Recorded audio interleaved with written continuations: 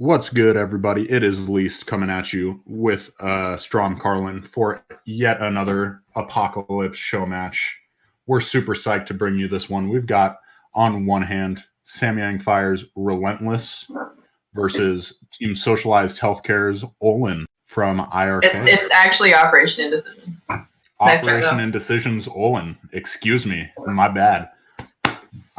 Came prepared for this one, folks. I came prepared for this one. So we got Strom. How's this going to work? All right, so it is. I don't think that you mentioned this is a ZBT match. We do have our observer and producer, Cole Warpgates, with us again. So thank you to him for making this possible, getting you guys some decent video quality, and observing these games for us today. If this is your first time tuning in, this is a Showmatch series put on by CPL. It's inspired by the Korean End of the World series in honor of the Apocalypse. And here we live cast and observe the best of nines between kind of upper level CPL players. So yeah, so it is live. They're going to be playing the games live, and we live cast and live observe. So it is pretty fun overall. The map pool is the 8 CPL maps plus Escalade. And series like this kind of give our more experienced CPL players a chance to really work on their series prep and kind of showcase what they're working on and learning in the league. All right. Yeah. And for those that don't know, CPL is Coach Pupil League, a learning league for this great game of Star Crude War. If this is news to you, I'll go ahead and link it in the chat to a link to the Discord. Please do go ahead, even if you don't want to play competitive games, just join, get some friendly games in there. It's a great opportunity to learn. It's a league with a bunch of good coaches, a bunch of strong players that are more than willing to help out. All right, and just to add to that, if you guys enjoy these casts, be sure to check out our Team Liquid thread for this Apocalypse Showmatch series, which is updated for us by Art of Turtle. I think we're kind of pending an update right now, so it's not quite up to date yet, but it will be probably by the end of today. It has links to all the VODs, like game-specific VODs from all 8 of these series that we've completed so far. This is actually our 9th Apocalypse Showmatch, so we've done a lot of these. And also make sure to check out CPL, for CPL specifically, our Google Calendar. I keep it updated myself, so any official stream that's scheduled in advance is going to be on that calendar. So if there's something that you for sure don't want to miss, you can add that to your calendar in your phone, get email updates, or just check it on any free day that you have and see if there's something going on. Just in that spirit, this week we have a couple more things coming up. Just remember that the match of the week is always on Thursdays at 6 p.m. EDT. So that is Sat Zero. They usually cast that with one other person, and that's our kind of regularly scheduled regular CPL matches cast. And then we will also have on Monday, I think, is our next CPL event. So we're starting a masterclass series. So if you don't know what a masterclass is because you aren't around in any music circles and haven't heard of this before, it's kind of like a public teaching session. So we have Master Ray, a coach on Team Socialized Healthcare and a very good Protoss player, going to be watching some games from 3 CPL participants and then walking us through some advice for them and seeing if he can help them with their game a little bit live on Twitch. So definitely check that out. That is on the Google Calendar, and there will be a link to his stream once I update that, which should be in the next couple of days. It's going to be at 2 p.m. EDT start time for that one. And then next Wednesday is going to be our next Apocalypse match, and this one is also a special edition because normally we have Tier 0 and Tier 1 players on this series because Best of 9 gets to be a lot of games for the lower tiers to prepare for. But we have a special up-and-coming players match. So we have Bojack from Samyang Fire, a Tier 2 Zerg player, against iRk-Ollin, from Operation Indecision, Tier 2 Protoss player. And they have both shown a lot of potential over the last 2 CPL seasons. So Armada and DM Keen are coaching them specifically for this best of 9. And they're going to play it on Wednesday at 7 p.m. EDT. And then probably on Friday, we're going to have both coaches and both players on here for another special edition analysis stream where the coaches kind of go over a couple of the games with their players and see if they can offer some advice and insight on what might have gone wrong and what went really well. And as always, we want to give a huge shout out to BSL. They've got the round of 16 casting this weekend on Saturday and Sunday. Bombastic Star League, if you haven't heard of them, it's the top tier foreign Brood War tournament. Foreign, of course, non-Korean for those of you that are new to the scene. Go check them out. You want to show your support. The more viewers they get, the more likely they are to get sponsors, and the more sponsors they get, the more likely they are to do a season 10 or season 11 and beyond after season 10 is over. Oh, and one last update. Everyone's favorite thing to hear about, Strom's microphone. It is in Canada officially. It took about a week where they were not updating the tracking information, but we figured it out. So hopefully it's going to be here soon. I apologize so much for the delay. That serves me right for buying it off Reverb instead of buying it off some kind of reputable website. But we'll get it here. And the good news is we've got plenty more of these Apocalypse show matches here for you. So you will get plenty of opportunities to hear Strom's beautiful voice in high def.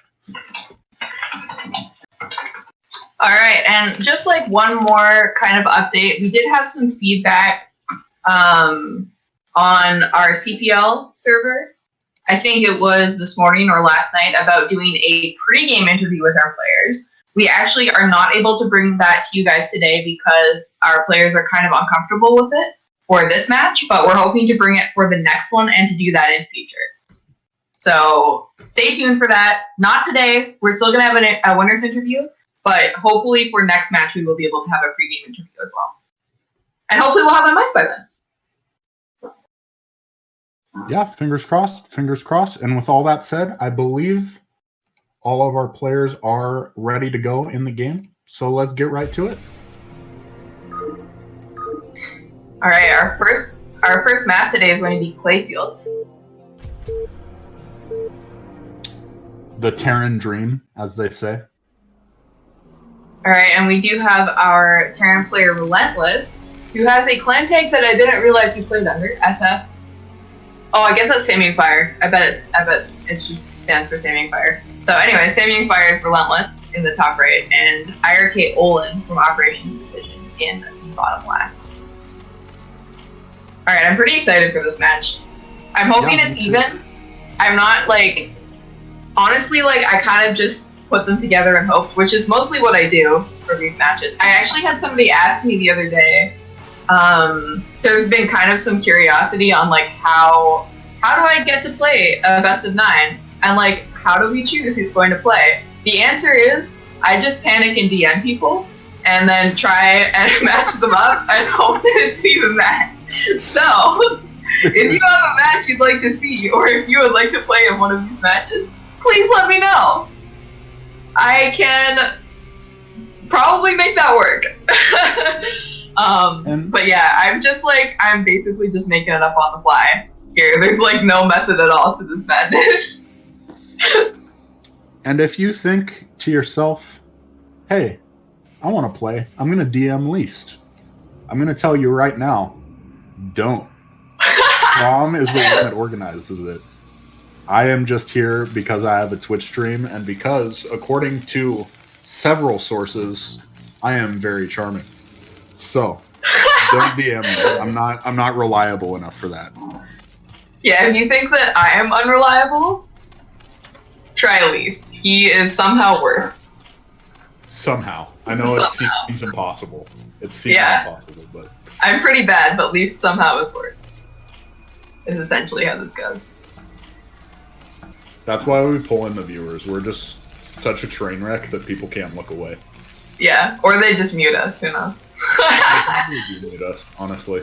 Yeah, Warpgate's really running the show here. He's got the pro observing going on. Good video quality. We've got somebody asking in chat. Ooh, 14cc from Rlentless, it looks like. Nice. But we do have a question in the chat. What are we watching here? For those of you that missed the intro, this is the Apocalypse Showmatch series, where it is a best of 9 in end of the world style in honor of the apocalypse. And so we do play all 9 games.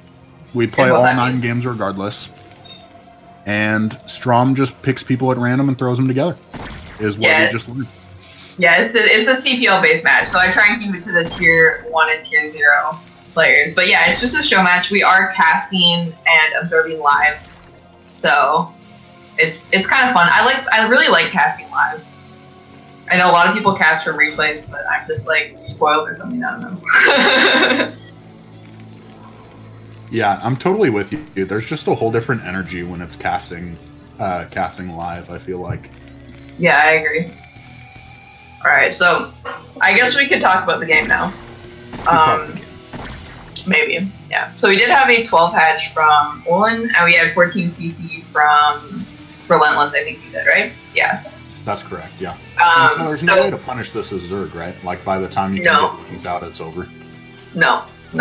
He completely gets away with this, and it's actually super good for Terran, because 14cc is a lot, like, way significantly better for Terran's economy than 12 hatches for Zerg's economy. So Rlentless already has an economic edge in this match, and I guess we'll see what Ollin decides to do. He is going for a 2-hatch play, because we did see he got his layer right away. So I guess we'll see if it's going to be mutas or lurkers, which is probably the 2 options we're most likely to see. Yeah, there's always the off chance that they pull out something funky like a speedling all-in, but Ollin's a good enough player that you don't expect him to go for an all-in just because 14cc got off without a hitch. You just want to... and Rlentless, more importantly, probably, is a good enough player that a speedling all-in isn't basically guaranteed to work. Yeah, for sure. Ollin, actually, I think in ZVT, he pretty much prefers to play standard games. I think he has pretty good late game, at least ZVP. I haven't seen a lot of his ZVT. I do know that he practices sometimes with Royal Blue and Father, and I think he does really, really well against Royal Blue and quite well against Father. So he should be, maybe Rlentless is slightly favored, but I think he should be able to take some games. I hope. Rlentless also, I'm not sure how rusty he is. Yeah, to be honest. In form, he is very scary. He's just not necessarily always in form. Very knowledgeable about the game, of course. That's why he's a coach. We'll see how that turns out for him. Ollin looks like he's just about to get those mutas popping.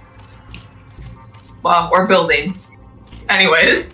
Or building. I'm sorry. I meant popping as in building because I am terrible at casting. Please forgive me. Hey, Elise.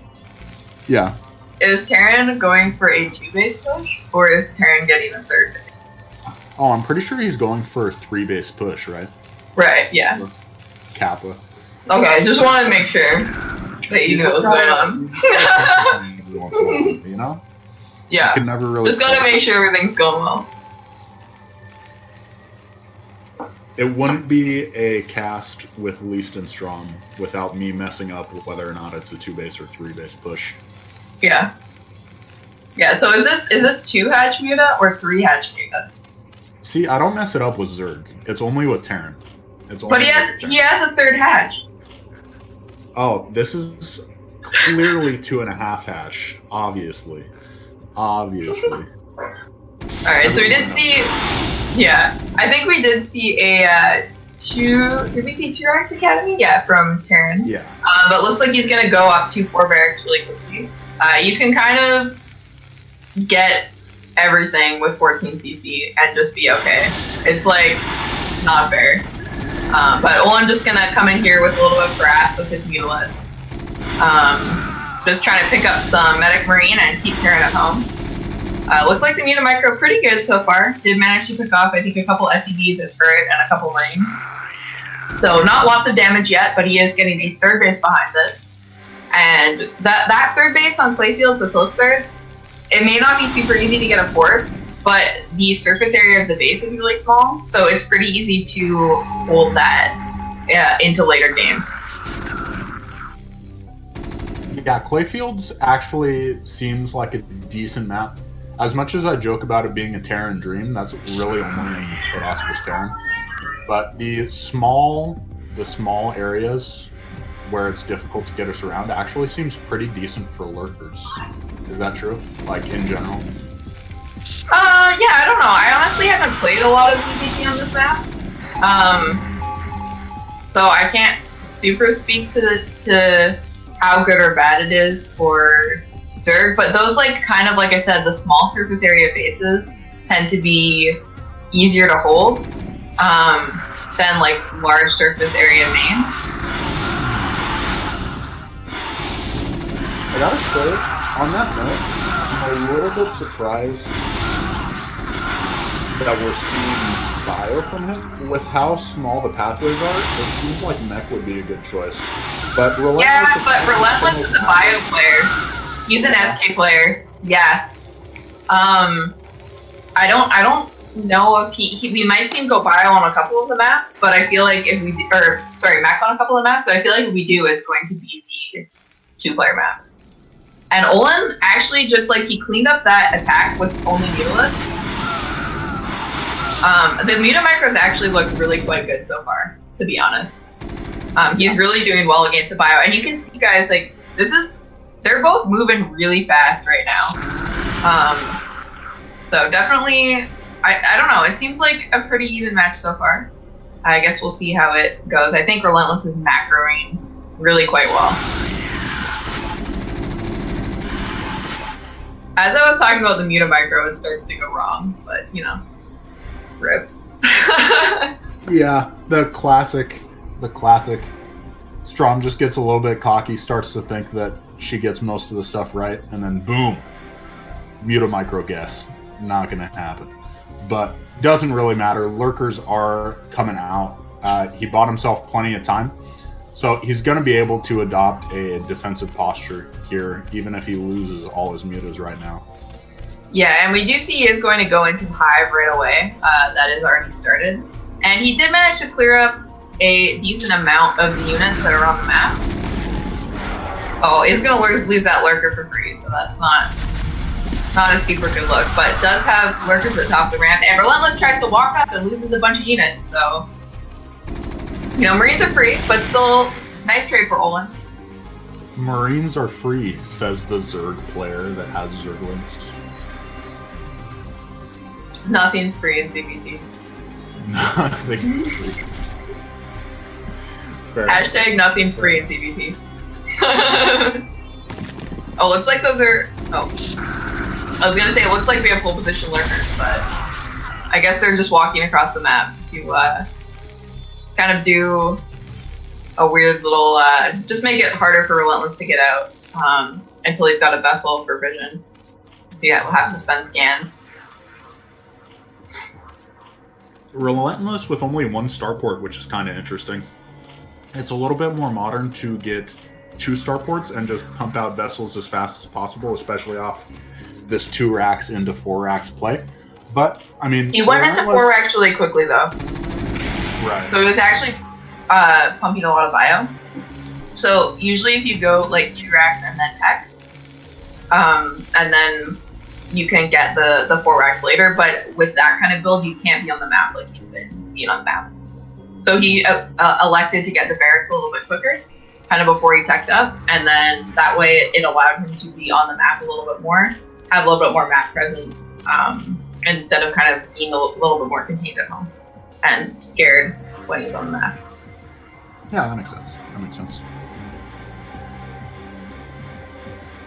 Looks like he's also going to come out here with a tank push, but I think Defilers are going to be well in time to deal with this, because we saw the Hive start quite a while ago. And yeah, Ollin has done a good job just kind of keeping the Mutalisks alive. he still has some Mutalisks available. And he's got Ling Lurker on the map, so he can kind of siege and unsiege and force Karen to move a little bit more slowly across the map. I think the plan here is going to be siege the natural and irradiate the first defiler.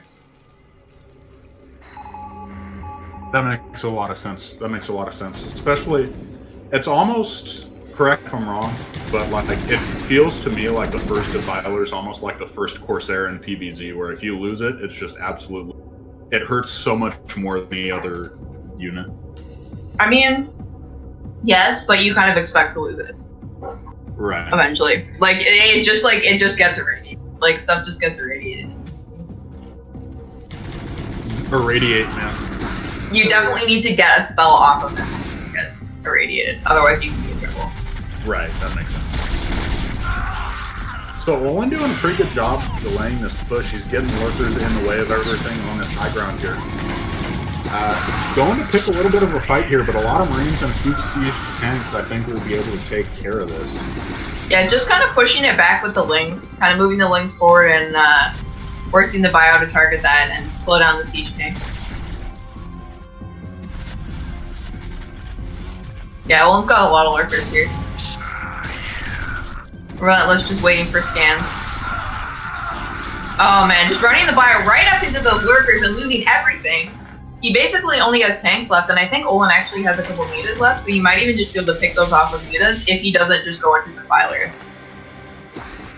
But it looks like Rlentless might decide to back off.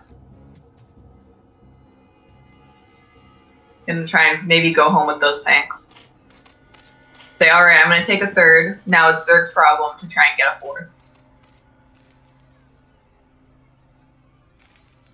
I think if he takes like 9 o'clock though, I think he might be able to hold that with the defiler. Because it's not that far away. And if you get up that ramp with a couple lurkers and a defiler.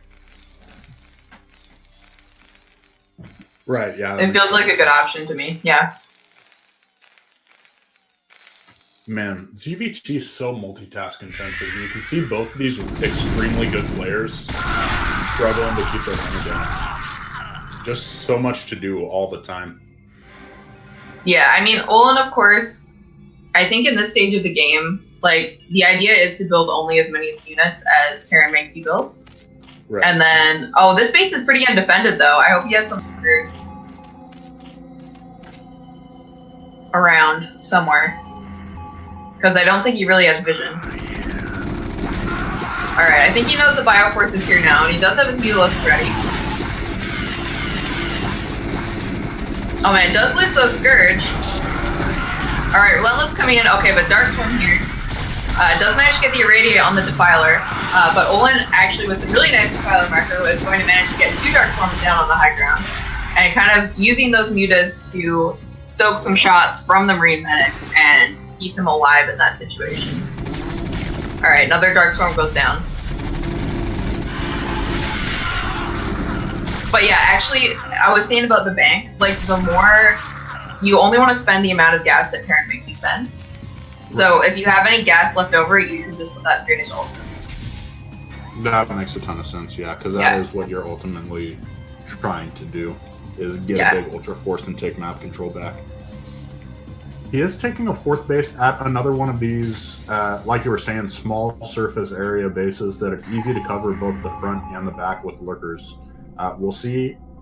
Does Rlentless even notice this? It looks like he's checking the other thing. Yeah, I don't think he knows it's there. Oh, Ollin does take out a vessel, which is nice. Did trade 4 Scourge for a vessel, but still good. See, the thing is right now is that it's kind of a hidden base. He's completely not defending it. Right. Alright, more Darkstorms going down. I wonder if we're going to see a flag out of this guy eventually. And there's still no lurkers really up here. Alright, there is one sunk. I think he's going to be able to clean it up there with the higher wing. I'm not sure because I'm garbage with this number. Yeah, I mean, I think we'll be able to clean it up, but yeah, nice flag. The thing is that he's going to get a lot of these drones actually before he manages to clean it up. Right. And looks like, oh, Ultra out, so definitely going to clean it up. He is low on drones, so he is going to have to make another round of drones. But Rlentless did just lose all the units that he has on the map, and he doesn't know that the 4th base is there. So if Ollin can get his 4th base up and running and get his 4th gas and re-drone a little bit, I think he's still in an okay position.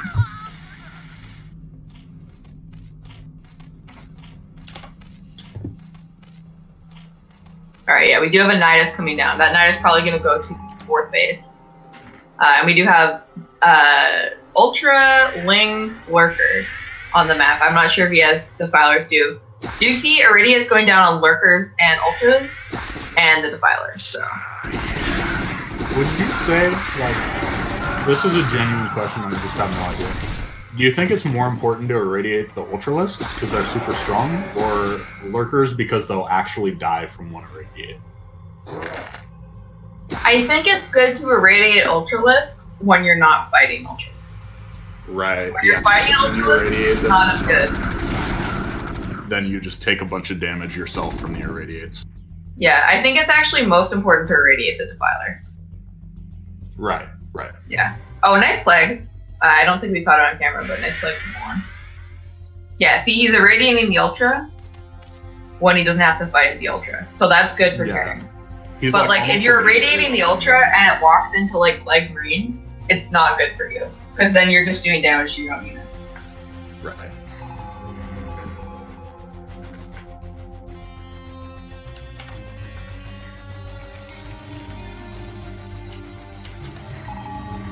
Alright, so Rlentless is still on 3 bases.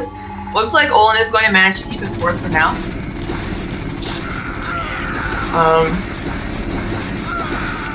I think he did manage to redrone his 3rd base. It is kind of, Rlentless is up a considerable amount of supply right now. And he was even on bases for 3rd for a little bit, so I think I would give him the edge right now. Mm-hmm. And he's still like, I think he's only lost 1 vessel. Yeah, Rlentless looking pretty strong. He does have an intimidating cloud of vessels. He's got like 8 of them. Always nice to have. Although, a good amount of them are plagued, so if you get like 1 Mutalisk in here... Yeah, or this is really good too. Nice targeting from Rlentless though. He actually manages to, because your Marines won't auto-target those units, or sorry, the Scourge. So you actually have to manually target the Scourge with the Marines, otherwise you just lose all your vessels if the Marines are fighting something else. Oh, looks like he might lose his 3rd base again. Not a good look for Ollin. Yeah, I think that this looks really good for Rlentless, yeah.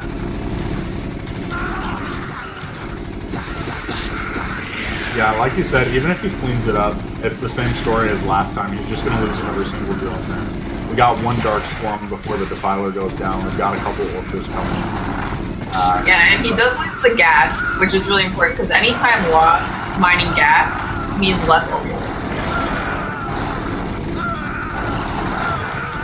Alright, it's going to clean up this Bioforce with some Ultralisks. And looks like we have, yeah, small group of Lings, just kind of checking for a 4th base from Terran. I think Ollin pretty much knows that if Terran gets a 4th base, he's in a lot of trouble. Right. Like, he's already kind of in trouble, but if he gets a 4th base, he's in a lot of trouble. I wonder if Rlentless is thinking, like, why is Ollin still in this game? I don't think he's aware of this 4th base still.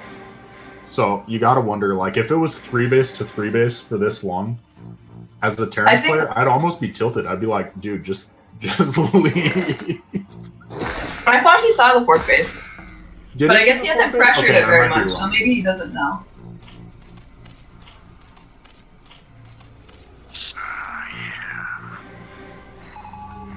Alright, he does see this base. It's gonna be quickly taken out by a group of Marines. I kind of like to see Ollin take bottom right, actually. Yeah. Oh, sick! We do see the 1 Mutalisk! Oh my gosh. Oh, that was awesome. I think, man, I think that's 4 vessels on that Muta. Yeah, 4 vessels, just like you said.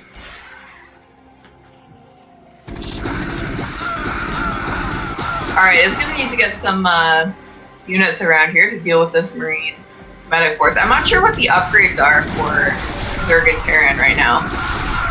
Looks like we have, still only 4-1 Ultras.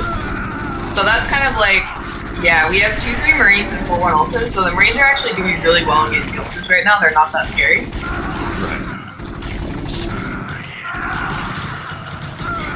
Looks like Rlentless just going to throw some units into the track lanes and take a 4th base behind it. Yeah, Ollin really needs a 5th base. Yeah, and like you were saying earlier, once Rlentless gets this 4th base up, he does have pretty much has full map control at this point. It seems hard for Zerg to get any counterattacks out when Rlentless. Oh, sick flag! Sick flag! Oh my gosh, that's like almost. If it wasn't every single vessel before, it pretty much is now. He's gonna eraser, which is tough to deal with because there's no Scourge out. Oh man, he's walking the drones underneath. Oh, but they just missed. That's hilarious. Oh my gosh, the Marines are in the way. Alright, does get one more vessel. But Ollin is going to lose his 3rd base here. And I think that we're at a 50 supply Zerg now. I think we're going to see Ollin tap out pretty quickly here. It is Zerg, but this is a little bit too much even for Sun. Ollin does tap out. It is Zerg, but it's also Terran. It's also Terran. You got me there. This is no ZVP that we're casting right now. Yeah. All right. Well, Rlentless looked extremely strong for that first match. I'm excited to see if Ollin can even things out in game 2, or if Rlentless starts to take a little bit more of a commanding lead. We do have Tau Cross coming up. What do you think about this map for ZVT? I hope we see some lurkers. Yeah, is Mutalisk not good on this map? I think you just don't. I don't know. I feel like maybe going into a late game here isn't the greatest idea. It's just all flat, so it's difficult. Like, having the high ground advantage against bio is really useful. Right. Especially for, like, lurkers on a ramp. Like, yeah, lurkers in a choke are good, too, don't get me wrong, but I don't know. I'm with you. I guess we'll see what he goes. I hope he mixes it up. But that game actually, like, Rlentless did win, but the early game looked pretty fine for Ollin, to be honest. Like, he's got a lot done with his Mutalisk micro. And I felt like he did pretty well in the mid game. That map, just because of the 3rd that he took, it seems difficult to take a 4th. Like, I think if he had even just taken his 3rd at another main, he was able to have his 3rd up for a long time before it got pressured. So I think he actually, with his Defiler usage, he would have been able to get a 4th base if he had just taken another main as his 3rd. Yeah, that makes a lot of sense. That makes a lot of sense. Because he had a lot of lurkers, and I think he could have held. And he was getting some very good plagues and very good dark storms off. He really was. The spellcasting, the Defiler usage was very strong from Ollin. Like, we were talking about how Rlentless played really well, but Ollin they both played really well. Yeah, exactly. Yeah. Ollin didn't play bad by any means. He had, like you said, some very strong Mutamicro, some very strong Defiler usage. Just got caught out of position a couple times real quick. Yeah, for sure. All right, you said our next map's going to be Tau Cross. And, like, this I don't think is going to be the map that we see mech on. I think. I don't know. Okay, looks like we're having trouble getting one of our players in the lobby, so we'll just have to kill time a little bit longer. Let me take a look at Twitch chat. Yeah, we'll see what's going on. We have somebody calling 6-3 for Ollin. We have Lee set up his Streamlabs. So congrats to Lee for setting up Streamlabs so we can get those links in the chat. I always say that there's going to be links and then just hope that somebody in the chat is going to put it in there for me. I'm just going to spam these links right now because that makes me feel so powerful when Streamlabs. Yeah, so professional. It really, they call me 80s mullet. They call me the master of streaming. But you're not even streaming. Warpgates is doing it for you. Warp Gates is shout out doing to it for Warp me. Gates. Yeah. Yeah, shout out to Warp Gates, guys. Show him some love. He's making this possible. He's making our video quality not suck. So yeah, honestly though, anytime Warp Gates is casting, or anytime Warp Gates is producing for us, it just goes up in quality because of the way we've got it set up. I feel like I had one more. This makes me want to check out my Streamlabs because I feel like I had one more link and I just forgot. all right. Did you send the calendar link out? I did send the calendar link out. Wow. That's good. Yeah, guys, definitely check out the calendar, the Google Calendar, because that has all the updated CPL information. So any like official streams that we have, it'll have like where the stream is, what it is in the description, and then the time. And you should be able to just put it on your phone or check it just on your browser, either way, if you're kind of curious about what's going on. And I update that. So if it's not updated, you can go ahead and bring your complaints to me. Freaking Strom. Classic. So unreliable, Kappa. All right, we do, I think, have somebody asking if Father's played before. Father has actually played 2 of these matches before and done an analysis stream. So both really great TVZ games. And there's analysis streams, so definitely check out the pod. But it looks like we're going to jump into our next game, finally. Alright, so game 2 on Towcross. We do have Rlentless, our Terran player, in the upper right. And our Zerg player, iRk-Ollin, from Operation Indecision, in kind of the bottom right. Not all the way to the bottom right, but like kind of. You know? Yeah, it's kind of... Towcross is such a weird map. You got to say like the 5 o'clock position instead of the... Yeah. It's not even really 5 o'clock. It's like 5:30. But like, if I start saying like clock numbers, I start getting it wrong. Yeah, that's true. You got to stick to what you know. Yeah. And we're Zoomers, folks. We don't freaking know analog clock numbers. Come on. Yeah, right, exactly. And being as I am, it just gotta make things as easy for myself as possible because no brains, you know. Exactly. We got to keep things simple for the low IQ casters. Warp Gates is the only one here with any brains, really. But, yeah. Okay. Huge development. Ollin sends his Overlord in the correct direction. Huge lead. How does Rlentless come back? He's got to play PCC again, right? Alright, I do know... Okay, so I know a couple things about what the practice is going on here. I do know that Rlentless has been practicing Chava. Because they're both on Saming Fire, and I've heard from Chava, aka Keen, by the way. I never know what to call him because I just never know what to call him. Anyways, I'll just call him Keen. But I know that Rlentless has been practicing Keen, and I know that Ollin has been practicing with Father and with Alm, who is another iRk player. So, I don't know. Strong practice partners, which is cool. And I do know also that Keen told me the other night that like Rlentless had a lot of different strategies, which I really like to hear. So yeah, we'll see how Ollin can react to that. Yeah. Mix things up a little bit. Yeah, it looks like we are going to see 2 hatchery play from Ollin again. I guess we're going to have to just wait and see if it's going to be a lurker or Muta play on this map. Did he do something funky? Because I saw his supply dip all the way down to like 8 supply, so is there a possibility this is some kind of link Mullen? Like, I'm saying that way too fast.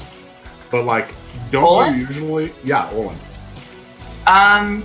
He just went 12 hatch, 11 pool, 10 gas, didn't he? So it would be 9 supply. Okay. I'm probably wrong. I wasn't watching super closely. I don't know how I got down to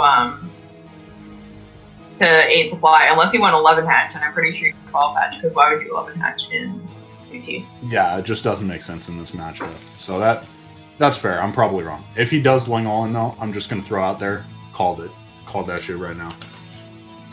What you're saying doesn't even make sense, but alright, buddy. I never make sense, but It's like Yeah, a true. broken clock is right twice a day, you know?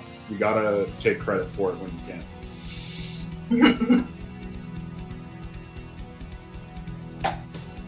Alright, Rlentless not going for the 14cc, just going for a standard Rax expand. Yeah, he could have gotten away with it again, but looks like he's just going to elect not to do that. Such a strong build, because don't they pretty much 12 hatch, assuming you're playing a not super cheesy player, they pretty much 12 hatch like 80% of games, right? 90% of games, something like that. You 12 hatch a lot of games for sure. I think that... Is Ollin going lurkers? I smelled it. I smelled it. You're so good. You're you know so why? good. He was trying so hard to get the SUV, and he also pulled 6. So I think he's gonna do... I actually gave him a build the other day that I ripped off a crossing replay. Oh man, he got a vulture.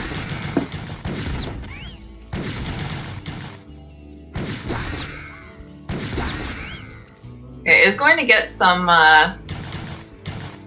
Oh man, is he gonna get the vulture? Oh, he's gonna get the vulture. Oh my god, he got the vulture. Yeah, Rlentless has no idea what's going on right now.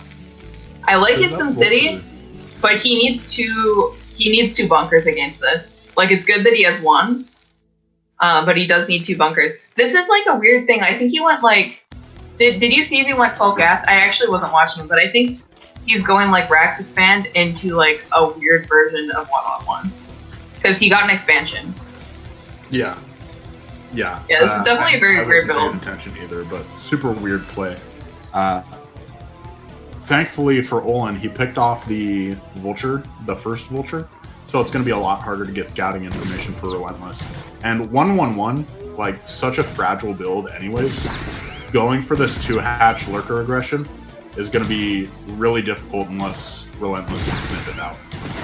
Yeah, and he's completely blind right now. I mean, if he does walk out of his ramp right now, like, he will know. Yeah, he's kind of blocking. He's worried about Ollin all in. But, like, SCV blocking does not help you against lurkers. But, I mean, the other thing is like, Ollin doesn't know that there is a Wraith coming. But he also has a Hydra Den, so... Oh my god, and he's going for the Overlord first. So he's not even gonna see... The lurkers are right here, and he just doesn't even see them because he's getting the Overlord. Oh my god. And the attack is coming. Alright, and I don't think he has no detection at all. Yeah, no detection. Not even an engineering bay. He's... Okay, I think Rlentless is dead. Like, I don't think he can come back from this. I don't think there's any... I think this is it. 100%. This is such a cool build that he pulled out, but like, Ollin just countered it because he just skipped detection for so long, and he went 2-hatch lurker. Man. Great game. Great all-in. Cool, but I'm sad we didn't get to see what Rlentless was planning on doing with that build, though. Yeah, I know. I'm a little bit sad as well, but like you said, Talcross, tough map to play into the late game with no ramps. So not super surprised from Zerg to see a little bit of aggression early. All right, and good news, guys. We're tied up 1-1. So I will take credit for this, as always. As always, the best for someone that just makes it up as you go along. Pretty dang good at coming up with even matchups. I really do make it up as I go along, guys. We got both players ready. We're going into third game on Escalade. Do real quick. Change my Streamlabs so I don't be greedy with the donation messages. Good luck with that. It's only 15 minutes. It's gonna be fine. It's gonna be fine. I think you should turn it off altogether, but whatever. I gotta get that new mic. No, I'm just playing. We got in the top left corner. I'm gonna steal your thunder here. Sam Yang fires Rlentless. And in the bottom left corner, we have our green Zerg player, Ollin, from iRk and on Operation Indecision. So, all right, Escalade. kind of a funky map. It's a little bit new. We've got the low ground third bases. It's another one of these weird maps where it's like the third base that's close, it doesn't give you a fourth, is like really easy to take. So I'm hoping we don't see like a kind of a repeat of the Escalade game where it's just really hard for Zerk to get a fourth base because he took the close third. It is set up in this clockwise position though, where like I was a little bit worried at first if it's circuit breakers and they're vertical spawns like this position here. The natural distance is just so long and it makes it seem very hard to defend. But with a map like this, your natural is a little bit closer to you can see. Is he going, what is he doing right now? Oh, he's just checking for BBS. Yeah. That makes a lot of sense. I actually like... This has enough. My lack of familiarity. Yeah, no kidding, huh? Yeah, I don't know. I don't know that we're going to see BBS from Rlentless. I guess it's definitely a possibility, and I feel like it's strong in series play. But it's not like when we have Father on here where I'm like, oh yeah, he's going to BBS one game. 100%. Guaranteed. It's just Father. It's the way he plays. It's just going to happen. And if it doesn't happen, it's the greatest mind game of all because it's never happened before.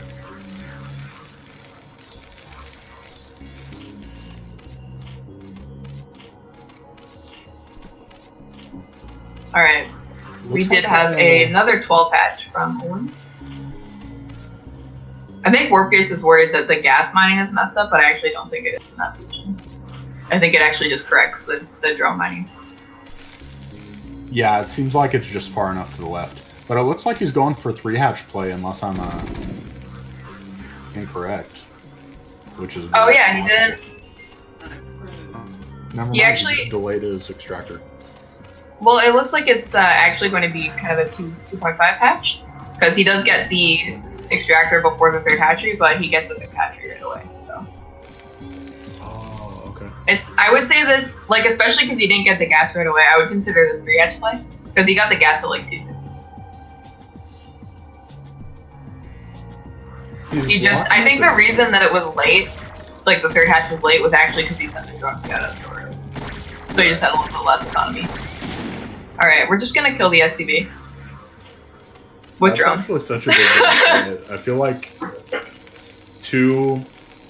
like 6 months ago, you would have expected 2-hatch if you block with the drone like this, but I wonder if Relent can sniff out the 3-hatch play with the drone block. Yeah, I mean, he's definitely got to be uncomfortable because, like, last game he didn't get a scout off and he got 2-edge lurker. Yeah, that's true. That's true. Ollin showing the advantage to cheesing early on in the series just makes your opponent know you can do anything. Like, you're willing to throw down and just pull out a dirty cheese. Yeah, and, like, I don't know, 2-edge lurker is just really strong. And especially against a bio player, like, it just, like, is something that should be pulled out. I mean, we even saw, no spoilers, but in our other ZVT that we casted some other ZVTs, and we've seen that go before. And I think it's, like, I actually don't think anyone's lost with it yet. It's very strong. That's yeah. Yeah. We do see Relent throw down a bunker pretty much immediately. He is going mech, so that makes a lot of sense. Mech's going to be a lot more fragile. So Rlentless, like you said, he does like bio a lot, but he's also showing a willingness to mix it up. Going a weird version of 1-1-1 on our Tau Cross game, and now going for mech on our Escalade game. Right, yeah, and I think did he go rack? I gotta watch the opener quickly. I think he went Rax's bandit mech, didn't he? Yeah, I believe he did. So actually, Ollin might not even know that it's mech, and he doesn't actually have an overlord. Like, he has lings at the front.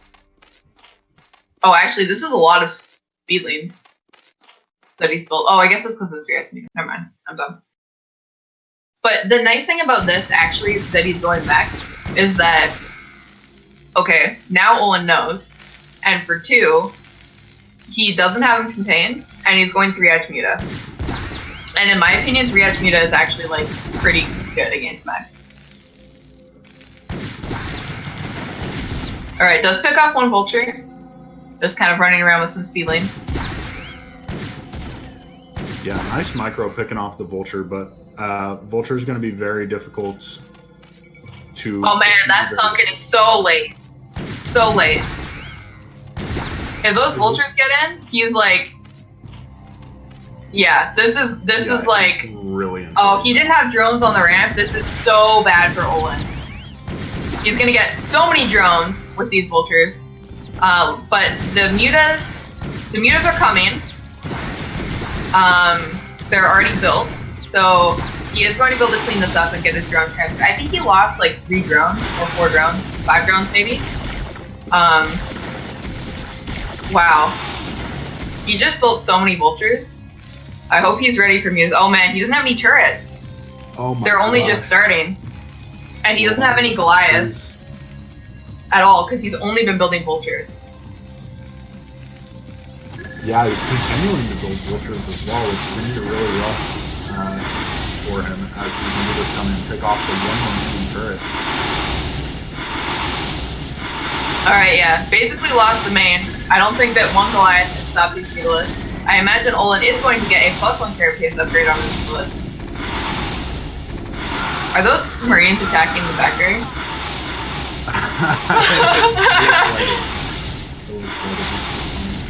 Alright, I think this is GG, actually. I don't think Rlentless can come back from this. Yeah. Another quick one. He tried a really interesting build with that Vulture run by, but it just seemed late to me. Like, the Vultures just seemed too late, because 2-hatch Muta would have been...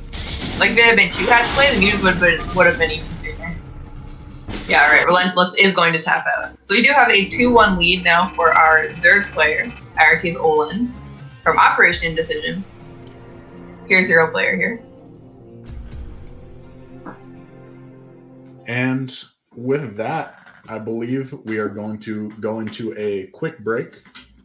We do have 9 games to play, so we want to make sure all the players are able to make it through. We've got Overwatch coming at you right after the break, so don't go away. Yeah, we'll be right back.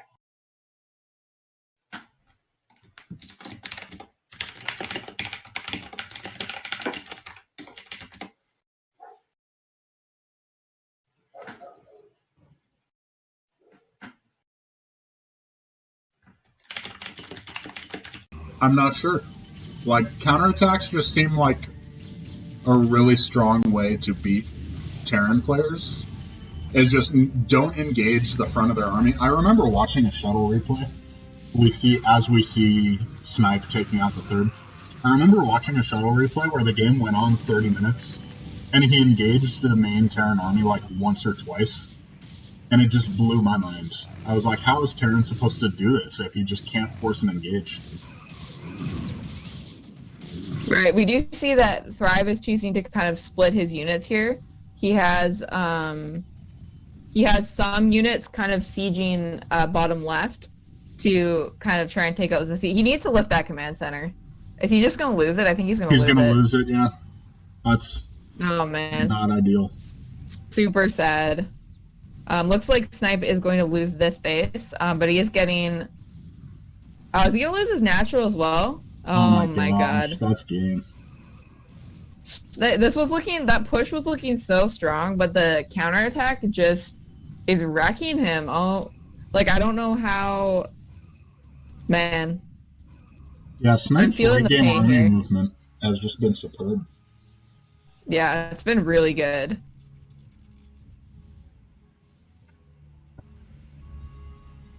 And you can see, if he hadn't had great army movement like that, he would be running out of money right about now. Like, he's not remaxed, and he doesn't have any more bank. So he needed that those counterattacks to go as well as they did. Right. Looks like Snipe going to be setting up top right, but it immediately gets scouted by an SCV. Thrive looks like he might. I'm not sure which base he's going to planning on trying to take out next. Looks like he is going to be maxed again soon, but he's very low on gas because his fourth base is mineral only, and he has been building a lot of tanks. So he really needs to get that geyser mining again from his third base because he's still only on 2 gas. And actually, I guess 1 gas right now because he lost his natural CC as well. Yeah. So lots of vultures coming out of Terran for the next little bit. So I guess his tanks are very precious at the moment.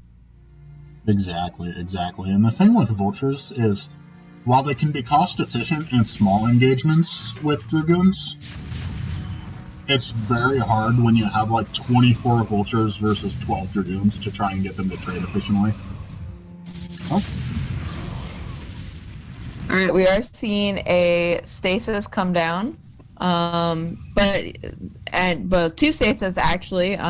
Great one on 2 tanks and a vulture, and looks like Snipe just gonna clean up this little bit of army that's left out here, and looks like Terran's running out of options here to me, as Snipe takes both bottom left and top right unpunished. Yeah, I agree with you. 100%. If Thrive can save these units, I would feel a little better about his position, but I don't think he can save these units. Yeah, it seems like he's just kind of like he's being caught out of position a lot, and losing extra units that he doesn't have to use. He's just kind of bleeding units more than Snipe is. Yeah, totally. In these games.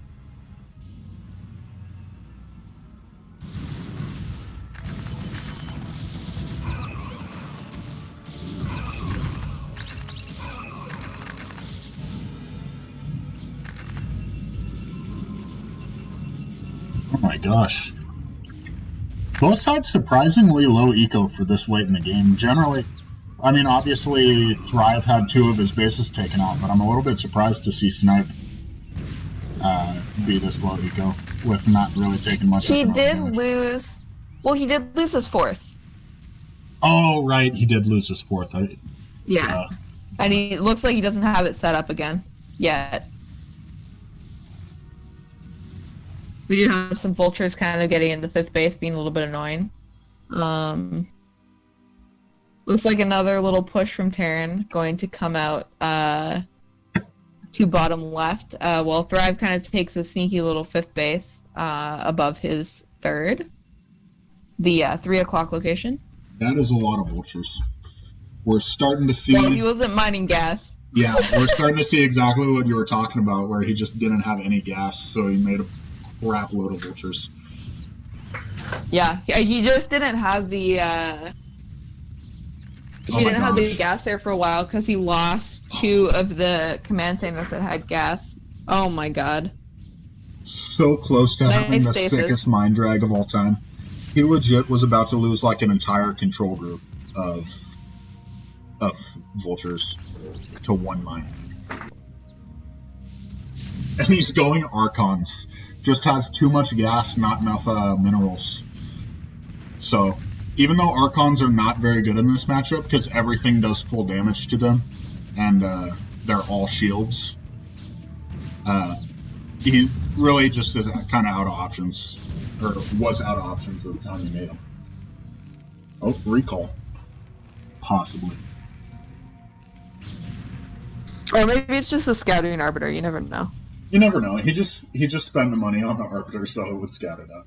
He's harassing with the arbiter. It's a harassment arbiter.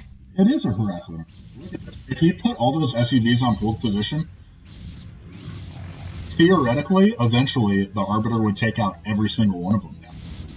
You never know. Imagine not being able to burrow your units. It must be rough. Weak races. Yeah, pretty bad, turns out. Too bad burrow doesn't protect you from storm. Really? Oh, that's brutal.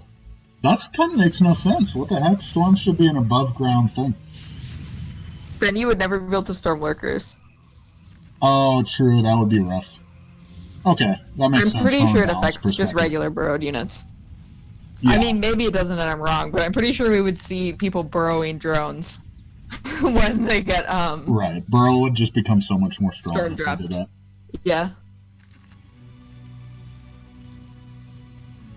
It looks like we've got some vulture harass in the top right. Not going to do too much, just a couple vultures. I thought there was more. Does get the opportunity to lay down some mines, kill a couple units. Just doesn't have quite enough money, I don't think.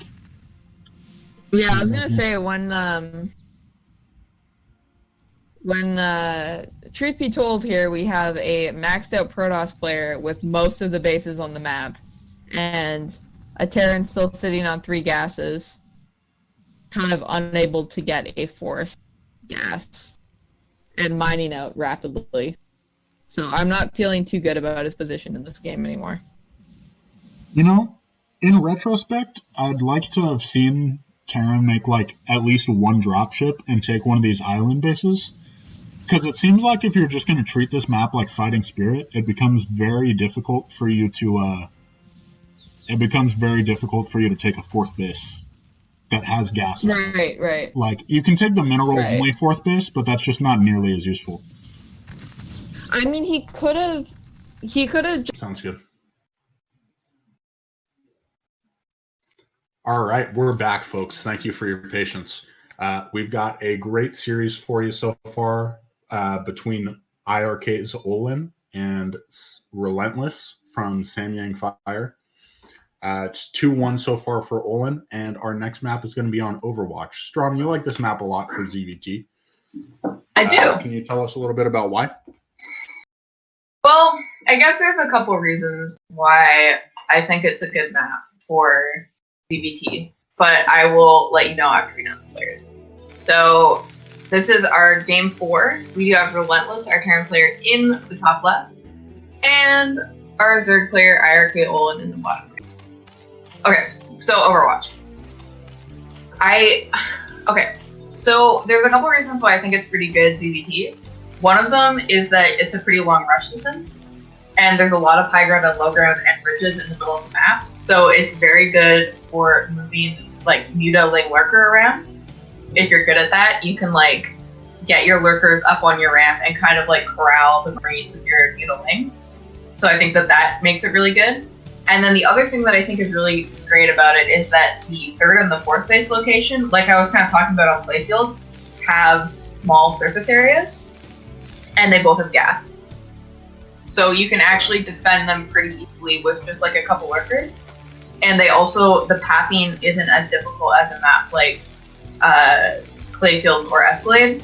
So I just think that it's like, if you can situate yourself on 4 bases, then you're in a good spot. And then also like just controlling the Marine Medic force in the mid game is made a lot easier by like, look at this terrain even that we're looking at right now. Like there's all that kind of like high area that the vision would be limited for the Marine force. And then there's also like the high ground, low ground to put Lurker Ling on, which gives the Marine force a disadvantage. So yeah, I think it's just like, it's definitely not super ZVT, like super good for Zerg, but I think it's just like a comfortable map. Yeah, as far as 2-player maps go especially, 2-player maps always not great for Zerg. Who wants to take other mains. They want to really take full advantage of the fact that they're more mobile in every matchup. So, as far as 2-player maps go, it's pretty good. Yeah, but also because the rush distance is so far, like you can counterattack like more easily on this map, and then it is more difficult for Terran to get back because they have to go back across all the high ground, low ground, and like go back a long rush distance back to their main or their natural or whatever. So that's just kind of like my general thoughts on this map, is that it's like a comfortable map for ZVT. Definitely not like super Zerg favorite or anything. But. Did he 9-pool? Looks like it. He doesn't have an expansion, and his wings are going to be here real quick. Doesn't. Oh, the wall is going. Oh my god, is he just going to kill the wall? That just never should happen. Yeah, the Marine hasn't. Oh my goodness. Ollin getting some quick victories here. Well, I speak a little bit too soon. Knock on wood, we have a good game. but it's going to be extremely difficult for Rlentless to try and clean this up. I can't believe he 9-pooled on a map where you can do a wall, and it worked.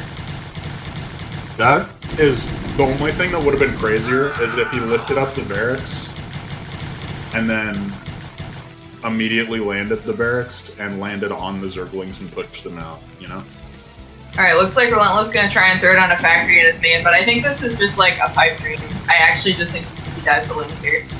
Yeah. Because Ollin just like, he's just rallying Lings, and he basically like can't build any more units, and there's just like a lot of Lings. Yeah, GG is called. Man, so much for talking about the middle terrain of this map. Yeah, I love map analysis into not having a long game. It's one of my favorites, actually.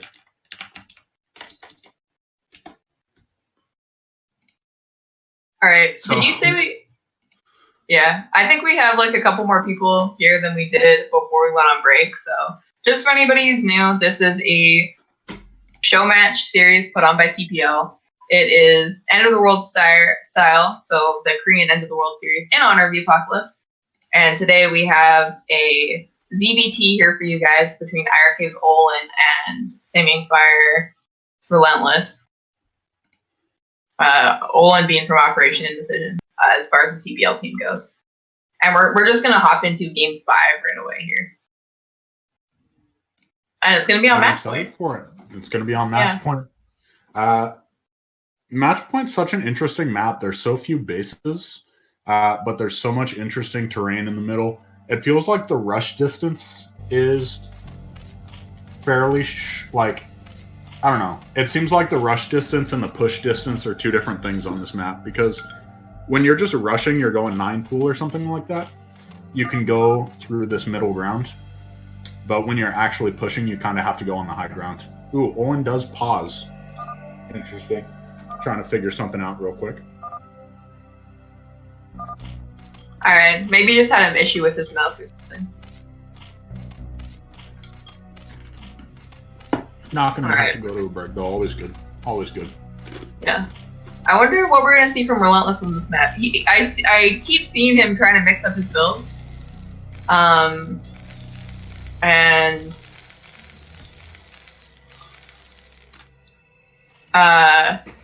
like when he just went T-Rex Academy, it seemed to work the best. Yeah, it really did. Like you said, he's really a bio player. And he wants to mix it up, as you should in a best of 9. But I think for a couple games here, it's best to just give him a chance to do what he does best. Yeah, like Ollin just seems to not like quite understand like how to defend with all these weird builds that he's doing, and Ollin is just like really figuring out what Terran's weak point is, it seems like immediately, and just like stopping him right in his tracks with whatever kind of like weird build he's trying to do. So I don't know, I'd love to see some more standard play from Rlentless, whether that is mech or bio. I feel like Match Point, as actually we kind of talked about in the Chava analysis series, I guess is like pretty good for both. Yeah, it just feels like you kind of saw in the last 2 games of the first session that we did, the first 3 games, you saw why Rax Expand is kind of not favored for builds like 1-1-1 and Met. We want to go Factory Expand just because it's a lot less, or it's a lot more fragile. You don't get the Vulture out in time, to a little bit of a soft contain on Zerg. So Zerg try and hit you with things like Speedlings.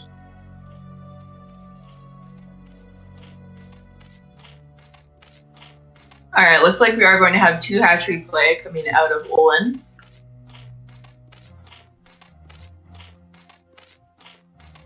I'm feeling 2 hatch mute on this map, but we'll see what he does.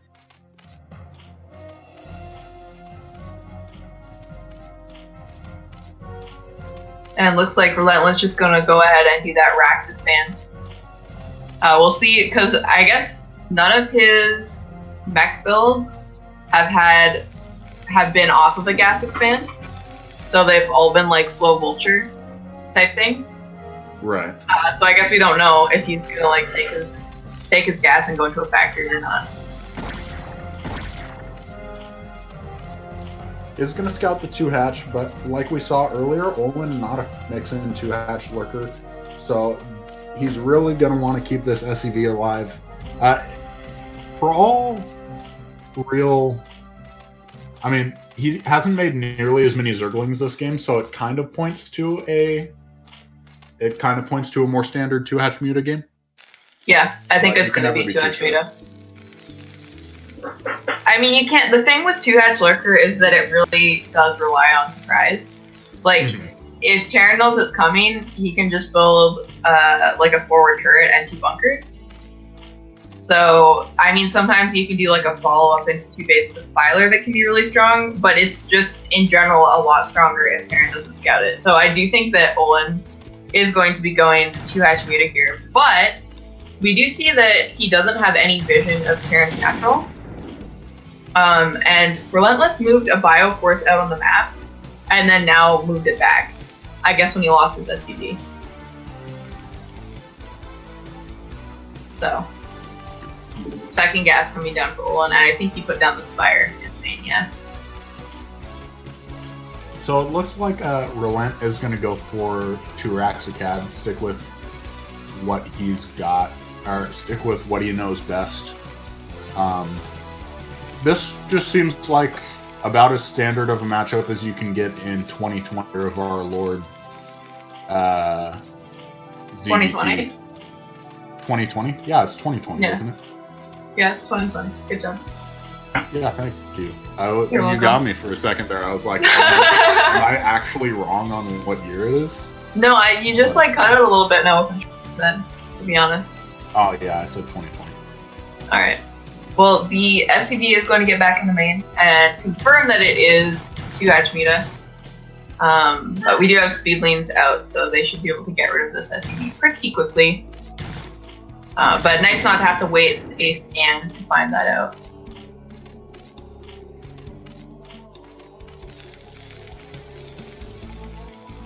Alright, looks like Ollin is going to see this Bioforce move out. And I think you can, like, against this Zerg, you should be able to have your mutas out, but you can also throw down a sunk just to make sure you don't die in this situation. So we'll see what Ollin decides to do. It also depends on how careful Rlentless is across the map, which so far is looking pretty careful. So I think that looks like Ollin is just going to wait for his list. And Rlentless just going to try and not lose his bio on the map. We do see Ollin, by the way, never got a 3rd hatchery. Oh, wow. I am an idiot. He does get a 3rd hatchery.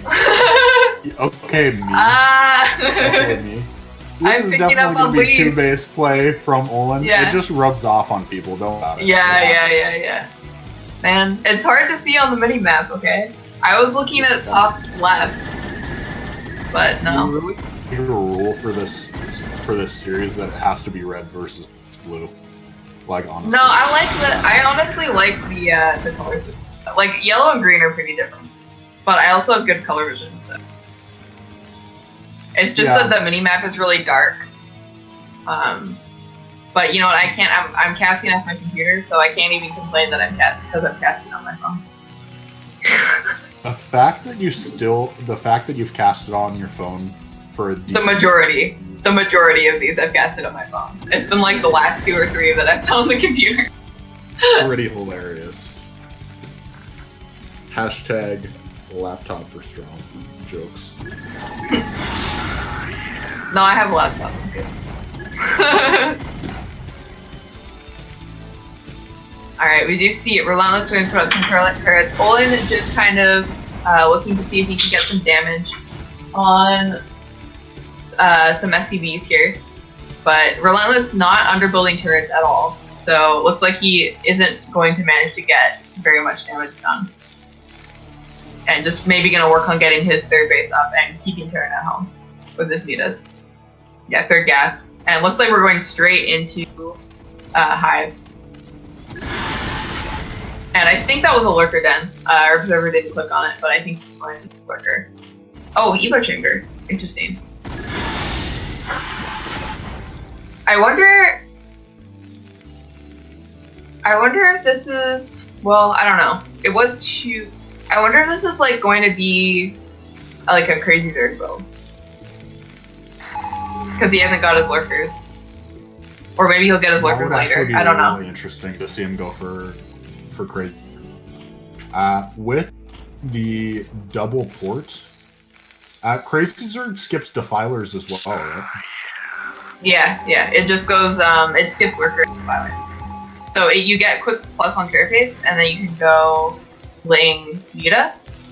Right. And sometimes you get +1 carapace from Muta as well.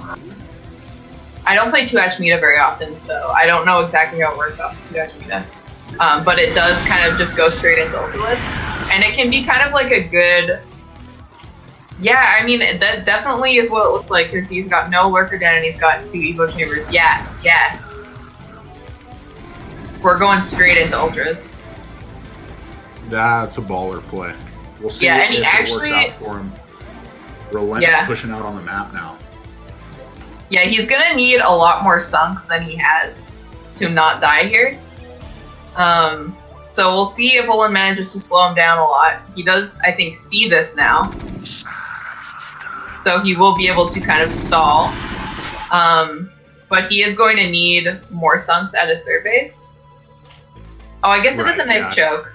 But still. Yeah, I guess with the mutas and the choke. But he really doesn't have that many mutas. Yeah. Some nice micro, but yeah, still just 5 mutas just not going to be enough. And unfortunately, the Ultra Cavern is right there. I believe, like you said, he's probably, or like you said in an earlier cast, I think, he's probably going to have another one. It's not that he isn't going to have Ultras, it's just that they're not going to be upgraded. Oh, never mind, he doesn't even have a second Ultra. Yeah, this was a big mistake from Ollin, actually. If he had had 4 sunks finished at this base, and he actually had the money for it too, he would have held this third expansion, and he probably would have been in a really good position. But unfortunately, that third gas is going to go down, and he's now on kind of like a 2-base Ultra situation, with his Ultra-less Cavern being late. So definitely a good move from Rlentless here. Looks like Ollin did manage to get a couple Ultras out, but they are 0-0 right now, so that means they're extremely squishy for the moment. And the bio should do pretty well against them in general.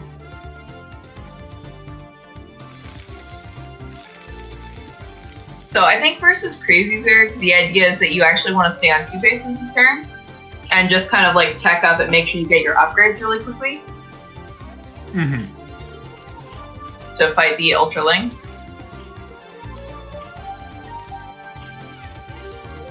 Man, busting that third was like so good for Rlentless. Yeah. Like he shouldn't have busted that third. Like there should have been sunk there and he shouldn't have been able to bust it, but he got it. So he didn't really even have that much of a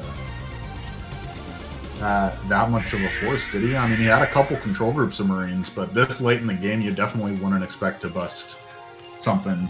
Obviously, with lurkers, which is a style of choice, but if he just had enough to go crazy, then yeah, if he had more sunks. Yeah, if he had more sunks, he wouldn't have lost that. Especially if he, like, I think he bled a couple mutas as Rlentless was moving across the map as well. So if he had instead of 5 mutas, when he attacked, if he had like 7 or 8, he would have been able to micro a lot better in that little choke. And then with like a couple more sunks being finished, he would have been in a good spot, I think. Alright, wow, both vessels are going to go down. Looks like those Ultras are only 1-1, so great situation for Ollin, kind of an anti-timing. Is going to kind of retreat here, pull back and see if he can save them for now. Oh, Alright. Yeah. Big shout out to Captain Kronk raiding us with a party of 7. Appreciate that one, buddy. Yeah, for anybody who is new in the cast, it's one of the Apocalypse Showmatch series, so it is a best of 9 between iRk-Ollin and Rlentless, and the Showmatch series is put on by CPL. Oh wow, we missed a drop in the main. Looks like Ollin lost a ton of drones. Those dropships gonna go. And he's gonna take out another third base. This is just looking worse and worse for Ollin. This just seems extremely difficult to come back from. Yeah, I mean, he's pretty far down on supply. His economy is in shambles. His upgrades are okay, but he doesn't have the gas to support the unit composition he's trying to go for right now. Yeah. He got 2 vessels, which was good, but like I think Rlentless is on 2 port vessel right now, and just like having the upgrades for the Ultras delayed is huge, and not having a 3rd gas to bring more Ultras is also huge.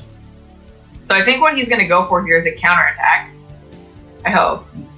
I feel like that'd be a good play. If Rlentless moves out, of course. Assuming. But Rlentless... Wow, I'm just kind of fascinated by the way these guys are on the minimap. Like, their armies are just always moving. And it seems like they manage to get them by each other, just like without vision a lot of the time. Like, I feel like that just shows really good game sets on both sides. Yeah, I'm totally with you. Every time I try and move out my army in any matchup, it seems like, boom, I go up a hill, immediately their entire army is right there, and I'm like, oh, I guess I'm that obvious. I guess that is what happens. Rlentless posturing like he's going to start attacking this 3rd base location again, which would just be brutal for Ollin to lose a 2nd time. It's not all the way done yet, so he could cancel, I guess. But yeah, he does pick off another vessel, so nice pick off for Ollin. He does need to keep doing things like that if he does want to stay in this game. Oh, it looks like the upgrades are done on the Ultra, so they are 3-1 now, and they do have the armor upgrade, so that's good. He can just, like, trading them here is good, and the fact that he just lost 2 more vessels is also good, but I don't know that he's going to be able to keep this 3rd base, because Rlentless is going to find it. And even though he's getting a lot of these vessels, I feel like Ollin is still in trouble. Like, if he had kept that 3rd gas, can you imagine how many units he would have had right now?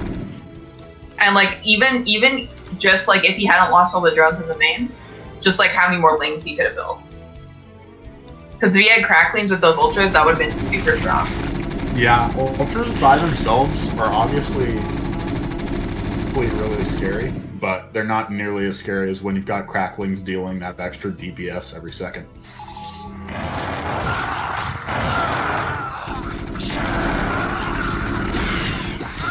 Alright, nice targeting on the Scourge. Gonna go ahead and run that Ultros away. I feel like the upgrades in the Marines are good. I'm not sure what they are, but I think they are good compared to Zerg's upgrades, which are only 3-1 on the Ultra. Yeah, 2-1, pretty good. You see the Carapace upgrade is only 1 higher than the attack upgrade on the Marines. So it's actually really when the attack upgrade on the Marines is, or the Carapace upgrade for Zerg is like 2 higher than the attack upgrade for Marines is when Ultras get super scary. Seriously, bringing his large Marine force up here, trying to bust. There's some Ultralists and a good amount of Sunkens, but there are just so many medics, man. And medics really, like, when you have this big a Marine force with this many medics, it gets real scary. It's like, yeah, Rlentless is just kind of trying to bust in here. I think he just has enough, actually. Yeah, GG is called from Ollin. Rough game for our Zerg player here, but we do have the series now at a 3-2 lead for Ollin.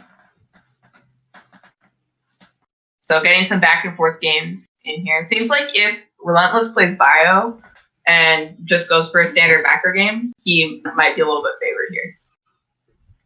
Yeah, it definitely seems like he was using the early games to kind of experiment, figure out exactly what he wants to do, but it's pretty clear at this point. If he plays Bio, he's in a really good spot. If he plays any other style, it seems like Ollin's got a little bit of an edge on him. Yeah, all right. So our next map here is going to be Eddie. Big macro map for a big macro game, right? Big macro map, of course. Excited to see it. Also, it's blue. So, like, good map. Really, that's the mark of a good map, to be honest, is what color it is. If Fighting Spirit was blue, so much more exciting. So much more exciting. All right, so we do have our Zerg player, iRk-Ollin, in the top right, currently with a 3-2 lead in the series. And our Terran player, Rlentless, in the bottom right. And they're sticking with green and yellow.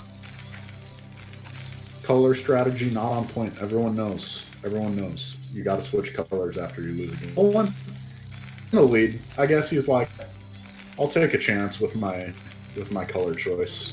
Stick with it. It's a good color for Zerg green. You know, it's good. I like it. I like it a lot. I'm generally a pretty vanilla StarCraft color fan. I like lime green Protoss, blue Terran, red Zerg, but green looks pretty good. Green. I actually never play with red Zerg. I don't know if you noticed that. I don't think I've played you a lot recently. You haven't played me a lot recently, but I've noticed that you've got a whole arsenal of different colors, but red is not. Red is not one of them. Yeah, it's one of the ones that I just never actually pick, even though I just like pick different colors all the time. I can appreciate it. Like, I'm maybe a color traditionalist, but I'm not like a color Republican, if you know what I'm saying. Don't at me in the chat. I can accept. Oh my gosh, this is going to be like, we've got a forward Rax from Rlentless here, and we have a fast scout from Ollin. Scout from Ollin, so should be good for Zerg, right? It would be, but he's cross scouting. Like if you watch his his screen on the mini map, right? So he's not going to see this right away, but I think he is going to see it on second scout,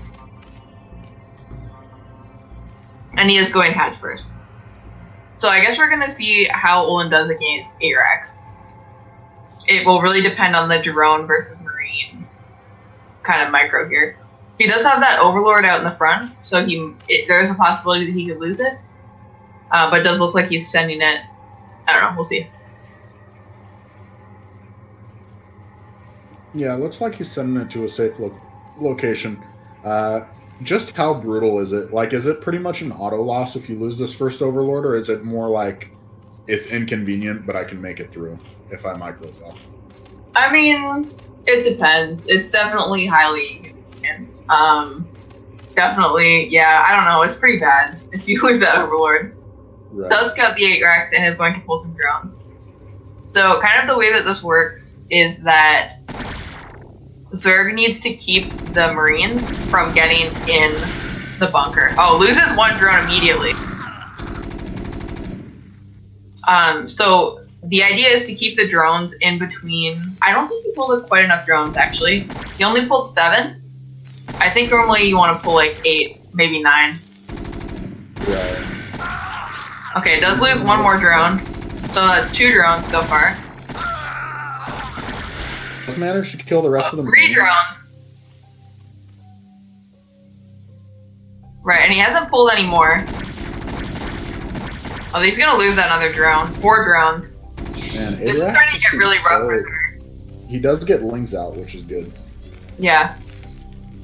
Losing, did I say 4 or 5 drones? He lost 4. He lost 4, okay. So, it's like, I think Terran is in a good spot here, losing 4 drones. It is a little bit more interesting. You said usually he pulls 8 or 9, and he only pulled like 6, I want to say, or 7. I think he pulled 7. Does that make it any better, or is it still pretty bad? No, I don't think that changes it too much. I think he would have lost less drones if he pulled more. Oh my god, there's a hole in the wall. There's a hole in the wall. This is not ideal for Rlentless. Wow. Oh my gosh. And he's just gonna, he's just gonna be rallying wings behind. Well, I mean, if you lose 4 drones to an 8-Rax, well, actually, it doesn't look like he built more lings. It looks like he was droning behind it. Okay, interesting. Regardless, he's going to be in a much better situation now than he was 30 seconds ago. For sure. Was forced to pull the boys. And just losing... Oh, it looks like he is building... He did build lings. So frustratingly good. Yeah, I mean, just like, he just didn't have his wall block. There were links on that. If he had sent his last Marine back, Yeah, okay. Rlentless is going to go ahead and tap out here. And we do have a 4-2 lead for our Zerg player, Ollin, in this series. All right. Is that 6 games? One away from clinching. Yeah, that is 6 games. So we're going to go into a quick break. Ollin playing for the win of the series when we come back on Fighting Spirit. Don't go away.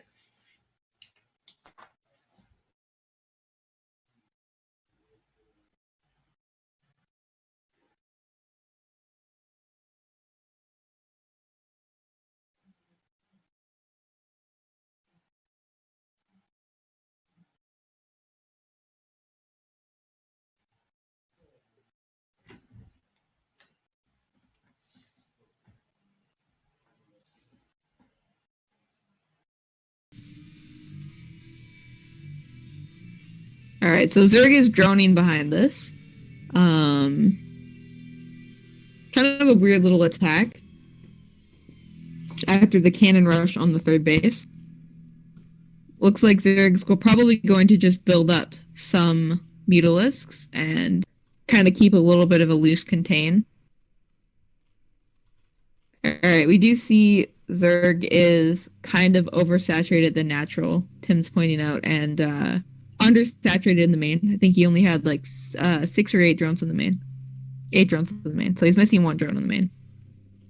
And has actually 2 extra drones in the natural. So, but we're droning right up on the 3 bases, so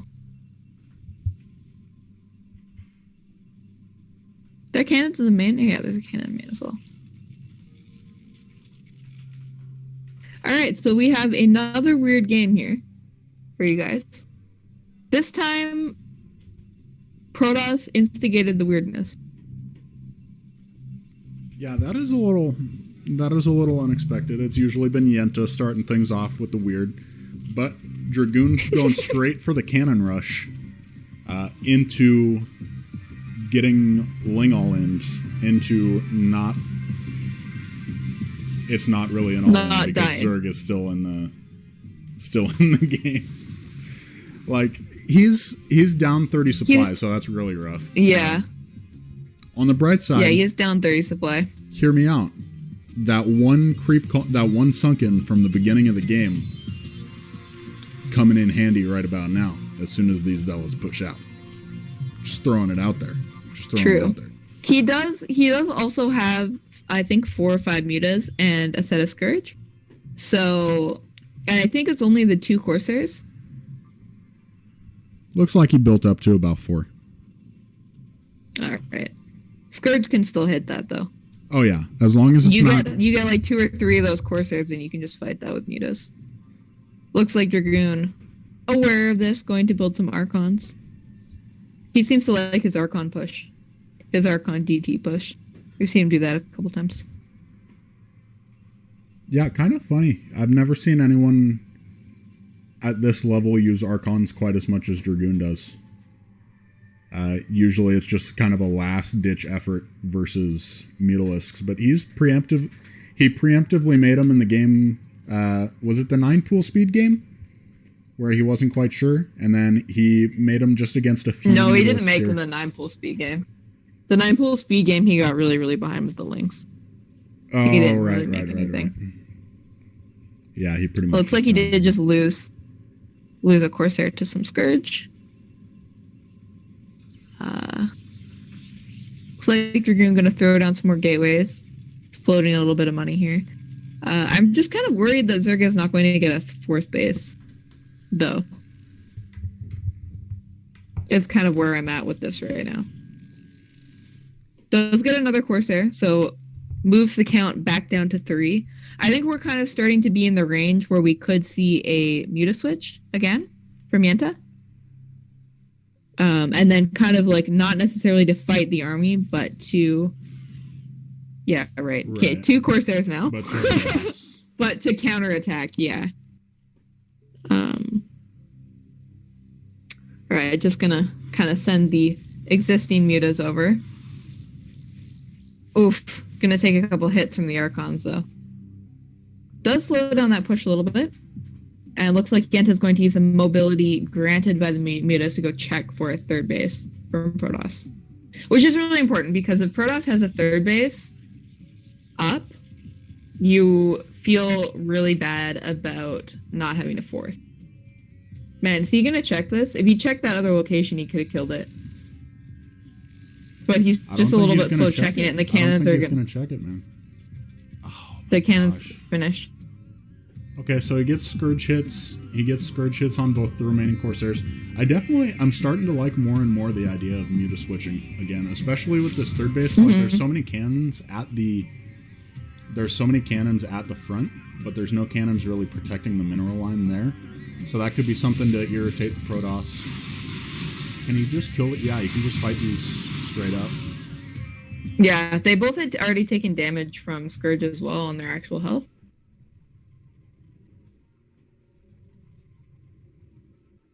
Is that an Overlord that's in bottom left?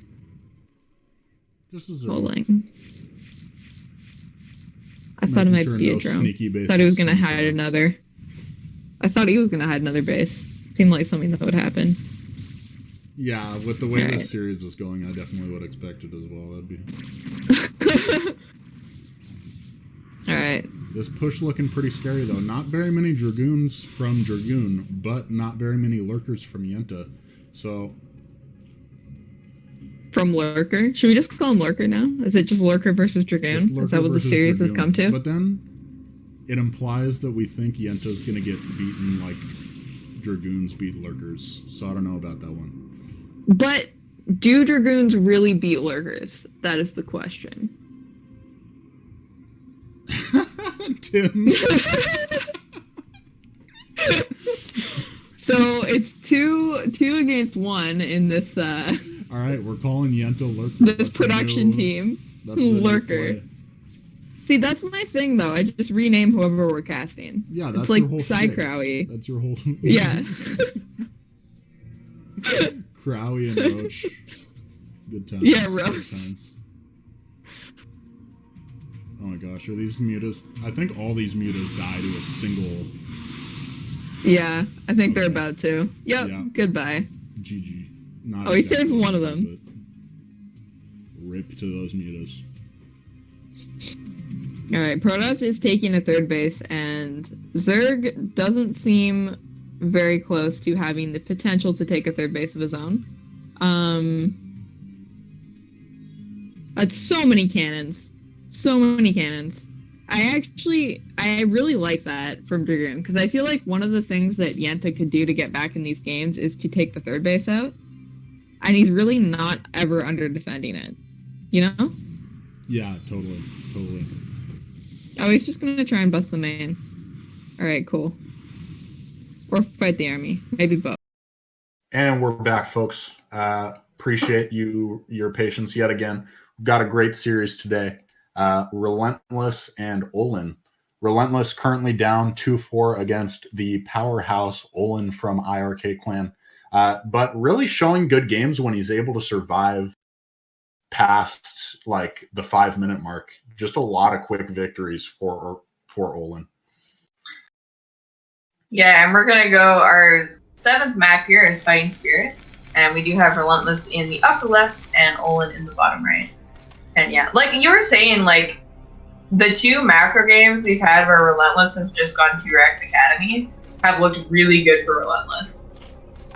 But he keeps trying to mix it up, or losing to like Zerg-Ollin. Like some of the games Ollin has won. Like he did do a really clutch 2-hatch lurker build on Palcross, but he also has just been shutting down like entirely whatever Rlentless is doing, which has been like most of how he's been winning. Because Rlentless is trying to mix it up, and then Ollin just like sniffs out what the problem is with the build and goes ahead and just kills him. So I don't know. I would like to see Rlentless just play another standard macro game period, because I definitely feel like that's his best chance to try and come back in the series. I'm with you 100%. I wonder what the reasoning is for putting the supply depot close to the wall, because it's not like you can wall off Zergling tight with that, right? I don't know. I'm sorry. I really just straight up don't know. Neither of us are Terran players. Neither of us are Terran players. We'll find out what he wants to do, I guess. I think you probably can do some kind of wall. You might need to fly depots in a barracks. Yeah. I don't know if this is like tight or not. I should really learn Terran walls. I should like put that on my list of things that I need to learn. I just like, usually I don't like speed lane if there is a wall.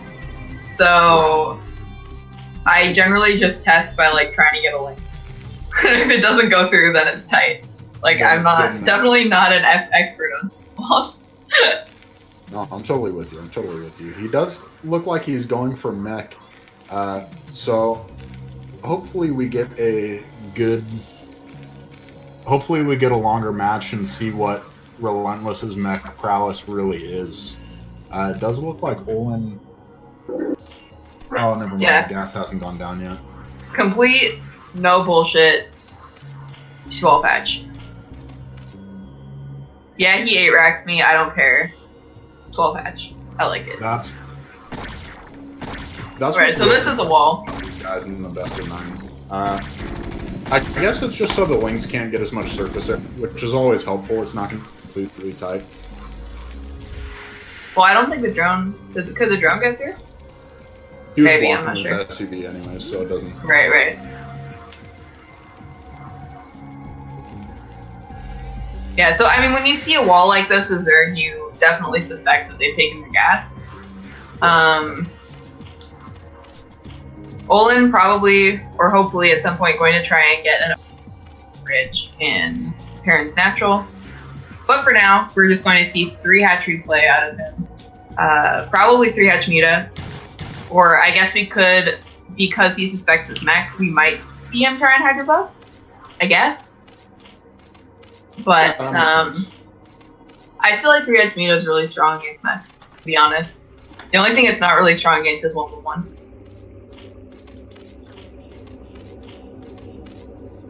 Yeah, we do see the creep colony going down in plenty of time, but it's not going to do anything against 2-port Wraith. We'll see if Ollin is able to sniff that out. Alright, he is actually getting the sunken because he's still getting a vulture. So he still needs the sunk. But he is going to, if he doesn't get a Hydrogen here, he's going to be in big trouble. So he needs to get a Hydrogen at like, I think it's like 24 supply or like 4:30 or something on the clock. I'm not sure the exact thing for the Wraith. I think it's like 24 supply when your 3 hatch Muta is in. But we just saw, I think, Ollin check and see there was an expansion, and he did see there wasn't an expansion yet. So he should definitely feel like this is something weird from Terran. Because if it's just a normal build, you should have an expansion by now.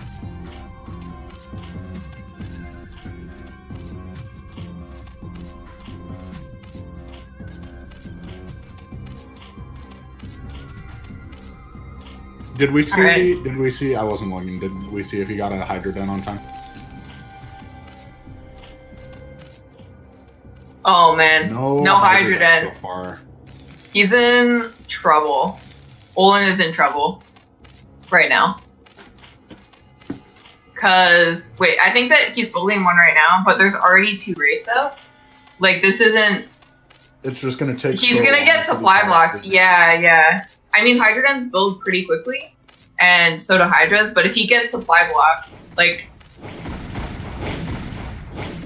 Oh my gosh, and he's gonna get supply blocked on the first Overlord kill, which is crucial.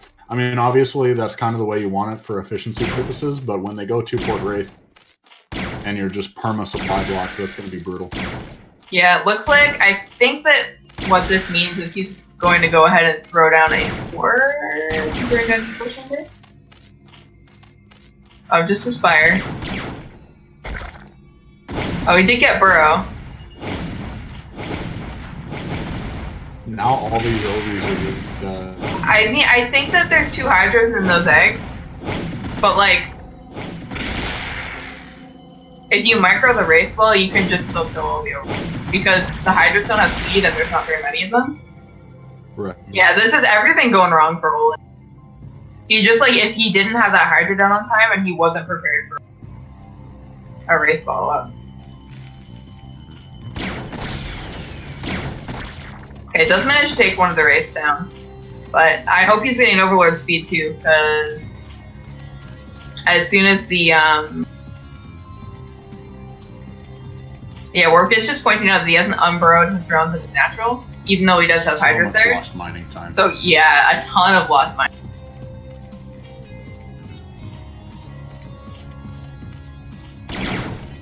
Feels like Alright. it feels like one base to one base with how long these are forced to be burrowed. Yeah, and we all know how bad one base are. The cloak coming in, but if he can kill this Overlord, then there's going to be no detection over here. Yeah, he built those 2 creep colonies, but he didn't have an Evo chamber, so he couldn't build 4s. He only just started the Evo chamber now, so I think that was actually a bit of a mistake by Ollin. I think he was planning on making, like, morphing those creep colonies into spores, but forgot that he didn't have an Evo chamber yet with his build. Oh, and he's building 2 Evo chambers right now. Yeah, I think he's just...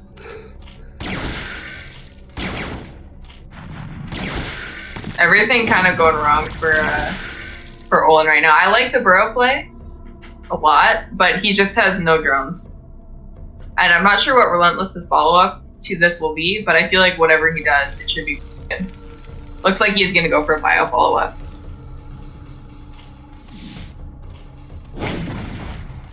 Gosh, just so many OB kills, so many drone kills with these Wraiths.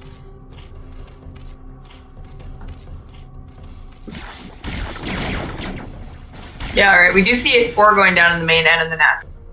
And it looks like Ollin built up to some speed Hydras. So gonna go ahead and try and blast Rlentless's front. But he is building a bunker and he has a really nice wall at the top of the ramp. So Ollin can keep him from taking a natural for a little while. But because he hasn't already tried to make one, he definitely can't bust him in this position. So I still feel like Rlentless is in a good position. Yeah, I agree with you 100%. It just seems like way too much early damage.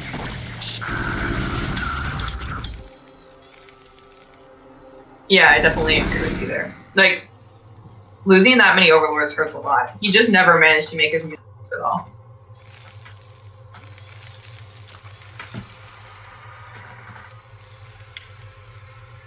This... don't call him Leda, but he's not going to make 2 Port Wraith work for him. Yeah, I think the real strength of the story with this build is actually just because Ollin didn't get his Hydra down on time. Like, if he had Hydras on time to defend the first couple of Wraiths, this game would have looked a lot different, I think. Yeah, for sure, for sure. Just few seconds too late, and then those few seconds led into a dead Overlord, which really started the snowball. Yeah, because he got supply blocked on the first Overlord. Alright, it looks to me like one has a drone in top right. Oh, just a link, never mind. I thought maybe he was going to try and take a hidden base. But I don't even think he has enough economy to support another hatchery right now. And he has a bunch of Hydras against his bio push, which also is not ideal. We were actually just talking about this in my... Oh, he has Lurker upgrade. But not going to be in time. Yeah, the push hitting immediately, and the Hydra or the Lurkers like half max or halfway done. They are going to take quite a bit of... soak up quite a bit of hits at first, but there's just not enough here for... Yeah, for sure. And he's gonna go ahead and focus fire that, oh man. Clutch burrow. Wow. That actually just never should have happened. But, okay, so he does manage to fend off the bio push from Rlentless. So not going to die yet. Looks like Rlentless is going to do a tank push and get his natural behind this. So it is going to be difficult for Ollin to defend the tanks with only Lurker tech here. He has about 5 Lurkers. His economy is pretty much in shambles. Looks like he's going to go ahead and get another Spore. And forced to burrow yet again. Gotta be so frustrating for Ollin. Even though he's not really losing that many drones, like we keep saying, there's just so much lost mining time here. Yeah, and because he has no map presence at all, these tanks can just walk across the map and be just natural. Or they can sit in Rlentless's main. Guys, I don't know. Classic Terran. Why would I don't you know kill anything, him? guys. Why would you kill him when you could just never die? You know? Yeah, That I makes too mean, much sense. how to kill Terran, really? Is it even possible? I don't know. It's not a possible thing to do. It tries very hard to kill defensive Terrans. Does not work out well for me. Right, but I mean, that being said, like, Rlentless doesn't really have to do anything except keep Ollin on 2 bases. Because 2 base Zerg, especially with the amount of over and drones he's lost, is just pretty bad in general, so. Dude, now imagine if there was some kind of invisible unit that Terran had that you could use the fact that these overlords can't see anything, and you could use that. That would be super dope. What? Like DTs. That was the joke. Oh. Okay. I don't think it was that good, but alright. Imagine if we could tell a joke. Imagine if Warpier's got kicked off the cast and he doesn't get his 20 cents that he got from today's cast. Alright, gonna go ahead and burrow these lurkers here, and looks like he's gonna morph some more. Just gonna try and keep Terran at home. Yeah, you'll have to take it up with him next time you guys cast together. Because I know you guys actually cast together more than we cast together. I want to say more, but we definitely cast together. It is a thing. Okay, now we get to see the age-old question. You unsiege tanks outright focus. The question when you put them right next to her is no. That's not the question, that's the answer. Come on, man. Get yourself together. I'm struggling right now. Yeah, I know Even though you it's a short are. I can tell. It's Friday, guys. It's Friday. It's Friday. Even though days of the week have no meaning currently, it's Friday. Alright, so Rlentless still got 3 race left. I think Ollin's gonna lose this Overlord. Again. Okay, just managed to get it back. I would just irradiate the Overlord at this point for the BM purposes. I don't know what Ollin actually has been building behind this, as far as like units go. But Siege Tank's pretty good against just only lurkers. So I'm not sure if he was like trying to tech up or like what his goal is here. Oh, he was waiting for defilers. Yeah, I don't know. I mean, there might be a defiler building at the natural right now. And if he can get out and consume, he might live. But like, at what cost, right? Exactly. Even if he can live, he's down 60 supply. He's pretty much perma-consumed. It's just going to be really rough for him to get back in this game, even assuming he can hold his push. Yeah, alright. So he did manage to send some lings around and pick off the tank and get his lurkers burrowed. But I think we're just kind of going to see the slow bleed out of Zerg here as Terran runs forward with his tanks and marine medics. And I guess we are finally going to see one of Rlentless's strange strategies work for him. Support Raid, gotta do it every game now. Later got something. But yeah, Rlentless does manage to pull out the stranger strategies thus far. Alright, Ollin just really not wanting to lose this game. Does manage to get a couple of dark ones up and going to go ahead and try and put Terran out of his natural. I think there's a lot to be said about that though. Like, you know you're gonna lose, but every second that you stay in this game is one more second Rlentless has to try and fight to get back in the series, you know? So Yeah, that's true. That's true. I think if he was down, this would just feel kind of sad. But when he's up, I think this makes a lot of sense. Yeah, I didn't actually think about that at all, to be honest. But yeah, like Ollin, he has to win one more game. Like only one more game, and he wins the series. So, all right, Ollin's gonna go ahead and tap out, and now we have our score going to be a 4-3 for Ollin. So I guess we're gonna see if Rlentless. Do you think he can take the next two games and come out on top? It's very possible. It's very possible. When he's been on. Like, he showed some really solid games. It's just a matter of survival for him. Yeah, for sure. Tell us what you think, guys, in the chat. Who's going to take the series? Rlentless or Ollin? Who's got it? And on our next map, we have Neo Bloody Ridge, which is pretty much like the mech map, correct? Yeah, I think it's pretty good for mech. All right. We've got both our players ready, so I guess we'll find out. We'll just get straight into it. I'm saved from having to say something insightful, which I can't do. Honestly, same. Why don't you go ahead and introduce the players, please? Oh, man. This is so stressful. In our top right corner, we have our green Zerg player, Ollin from iRk. And repping Samyang Fire, we have our olive Terran player, Rlentless. Is this just straight brown or is this more olive? I can't tell. It's olive.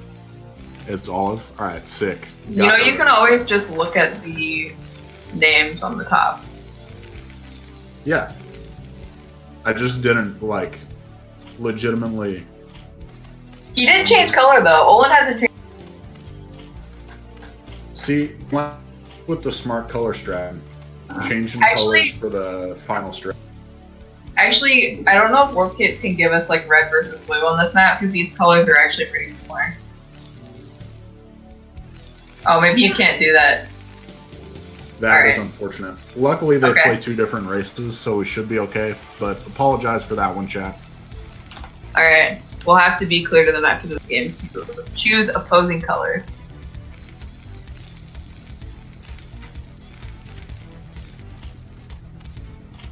Alright, this is definitely a... Oh, go ahead.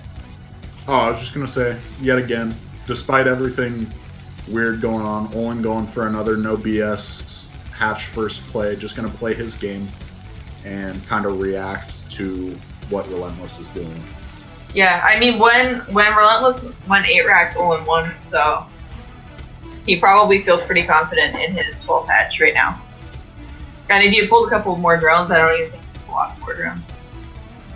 In that A-Rex game. Yeah, I agree. Like, if he just had a little bit more damage there, he would have been able to kill the Marines that much faster. Yeah, we do see Rlentless is going to go ahead and build a wall and get a gas on this map. So kind of same deal as on Fighting Spirit. We'll see if he does decide to go mech and expand, or if he's going to try and do another one base play on Bloody Ridge like he did on Fighting Spirit last game, 2-4 raid. But either way, Ollin not going to be able to get in and scout it. So hopefully this time we will see him get his Hydro Den a little bit earlier, and if it is a Wraith play, then he'll get it out. I actually think it's mech though, because I think he only has one SD gas. But I don't know if that's... I think it's going to be mech. I think you have to keep mining gas if it's 1-1. But I'm not positive on that because I'm not a turn player. Alright, and looks like we're going to have 3 hatch play. Oh, 3 hatch play. Okay. Yeah. Cool.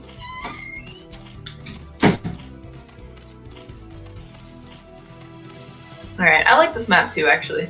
For ZVT, it's not terrible. I don't really like it ZVP, but ZVT it seems okay with me. Really? I feel... I guess because the 3rd and 4th are both on high ground, yeah, that's super frustrating. Like, cannons and reavers can just hold it forever. And yeah, and also just like two-player maps in general, I just find really challenging in ZVT. Yeah, totally with it. Alright, we're just gonna get some lings out here and chase this SCV so you can get it out of the main and keep Terran as much in the dark as possible.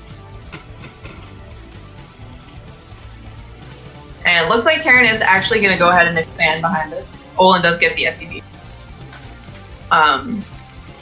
So this isn't going to be a one-base play like it was last game. I'm not sure what he's building in like bottom right though. Is it just supply depots? Yeah, just supply depots. Alright. Yeah, so just straight mech. Seems good. Mech played really solid on this map like you were saying before. Wait, Ollin is doing a Ling Ollin. Oh my gosh, can we get a view of the front of Rlentless's mids? We do see some of the wings get picked off, which I don't know if it's going to matter though with this wing flood. We've got one vulture. Okay, 2 vultures coming out. Just getting an upgrade on the add-on of the factory. But speed lanes, if you have enough of them, like technically you can kill infinite speed lanes with a vulture, but like the micro is hard. And he is actually hiding them, or hiding some of them anyways. And the vultures are not at home. There is going to be one more here. Hopefully Rlentless is going to build only vultures now. Looks like that other vulture going to go ahead and come out. Oh, the Link catch the vultures in the choke. Great play from Ollin. Oh my gosh. Well, the other Lings run forward, and there's nothing in the bunker. Yeah, because remember he got that first Marine with the first Link. Gosh, that's so brutal. So we're going to go ahead and take out that bunker, and going to be able to take out this Marine. The SCPs are blocking for the vulture that is behind, but the Link flood is coming in. Can Ollin do it? Can he close out the series with this game? It's looking more and more likely every second that passes. There's just this gigantic Link flood. All Rlentless has got going is a couple vultures. And the vultures, like you said, the micro extremely hard, just going to get picked off by speedlings. Yeah, when you have that many speed lanes, the micro starts to get extremely challenging further. Yeah, and I really like what... Oh man, trapping that vulture. Keeping the wings to trap the vulture, yeah. Yeah, super smart play by Ollin. Yeah, GG is called by Rlentless, and Ollin is going to take the series. We are going to go ahead and play that last game, because here at the Apocalypse Showmatches, we play all-in map, no matter what the score is. So we are going to have Ollin take the whole win with Game 5, with his fifth win here. But we are going to go ahead and play Neo Sylphid, which is our last map. And then hopefully we'll get Ollin on here for a winner. Yeah, I'm excited to see Neo Sylphid. One of my favorite new maps. Just kind of the new standard, new community favorite map. And with a exciting matchup. Seems like 2 players that are evenly matched. They can both fight each other. Just depends on, like we said, if Rlentless can survive, then he's got a really good game. Which is funny, usually it's Zerg that's trying to survive until Ultralisks in this matchup, but Ollin playing a much more aggressive style. Yeah, I think he's definitely picked up on Rlentless being a little bit more fragile in the early game. So he's just kind of like taking advantage of that with these builds. Yeah. Alright, and with that, we're going to go ahead and jump into map 9, which is Neo Sylphid. And we do have iRk-Ollin in 12 o'clock position. The official series winner at 5 wins so far. And Rlentless, our Terran player, going to be in the almost bottom left corner, as I like to say. Or on the left side of the map. On the left. On the left side of the map. Alright, let's see if Rlentless can take this one for pride. If he does take this, I think this is our 3rd consecutive 5-4 match. Strom officially the greatest ever at match picking. Wait, what is it? I think so. I thought we had, yeah, I spoilers, but I think Keen Father was 5-4, but I thought, wasn't Razor Suke and the Blime the one before that? Oh, yeah. My bad. And that one wasn't 5-4. That one was considerably more one-sided. I'm almost certain before that, though, we had another 5-4. So 3 out of 4. Yeah, I think so. We're Well, because almost we had King Pie and Crazy was a 5-4, and then Dragoon Yenta was a 5-4. Yeah. So we've had a couple. We've definitely had a couple of 5-4s, which is actually pretty cool because I feel like best of 9. A lot of times it's more one-sided than that. Yeah, big opportunity to swing one or the other. All right, looks like Rlentless so far going to be going for a gasless expand. Nice solid build. Probably going to see him go into 2Rex Academy from there. Ollin is... Okay, Ollin's going 12 pool. Sorry. Actually, he did a weird thing. He went 13 pool, 12 gas, but it's because he did the extractor trick early on to get a really fast scout. Just checking for that BBS. So this is the really fast mutas build. Yeah, this will be fun to watch. Just see how much damage exactly Ollin can get. We've seen a couple games, like the first game in particular, he had really, really good Muta micro. So let's see if he can show that off this game, or if it's going to be just a little bit too risky for him. Alright, the SCB here going to think that he's a pro and going to try and block this hatchery here. But he's actually taking a lot of damage on the SCB. Oh man, that was clutch.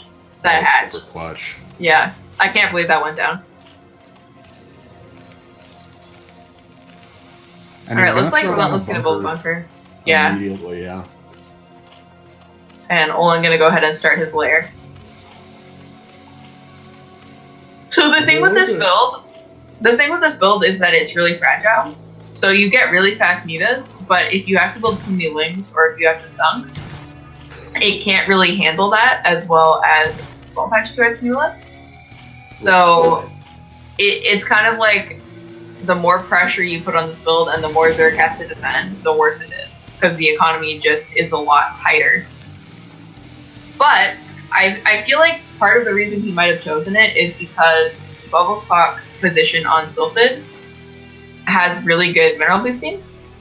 So it mines really quickly for Zerg. So it can be like you get a slight economic edge being in this position as Zerg. Right, and we're seeing Rlentless go for 2Rex Academy on one base. And Ollin can see, I believe, with that Overlord, if we can check one more time. Ollin can see that there's no command center, right? Yeah, I mean, I don't know if he's noticed, but he definitely, like, if he poked with his Overlord, he would 100% be able to tell. But I think you just need to sunk against this. I'm not sure, though, with 2H Muta. I know with 3H Muta you sunk. It definitely would make a lot of sense. It just feels like, to me, as someone that doesn't know, it feels like forcing this many sunkens is almost worth the delayed, against this build in particular, is almost worth the delayed command center. But yeah, I mean, for sure. I don't know, it's an interesting response. I guess we're gonna see how it plays out. It does already have a medic. Looks like the creep colonies are started, but they're not moving into sunkens yet, so definitely a little bit late on the part of... it looks like he is going to go ahead and build some more lings to try and hold this. And there are speedlings, so that's good. oh my gosh, he's gonna pick off all these marines though. Oh man, that wasn't it. That was not. Ollin just defended that perfectly. That early aggression, that was beautiful. Nice job from our Zerg player. The speedling's really coming in clutch. And now Rlentless just has a really late expansion. And Ollin is a little bit broke, but he's not dying anytime soon. And I think he will be able to get some Mutalist out and to a critical amount. Yeah, all these eggs should be Mutalisks. We saw them float up to about 600, saving up for those mutas. And really, one base Terran can do a lot of things, but it's going to be really hard to hold this. If he just went mass Mutalist, I imagine, I feel like it'd be really hard to hold. Yeah, I mean, he has hardly any bio. He has 2 fire bats and like 3 marines. You can definitely kill that with mutas. And now there's Zergling in his main. So you can see exactly what's going on from Terran. And we're just gonna see, I guess, Rlentless hopes to survive the Mutalisk onslaught here.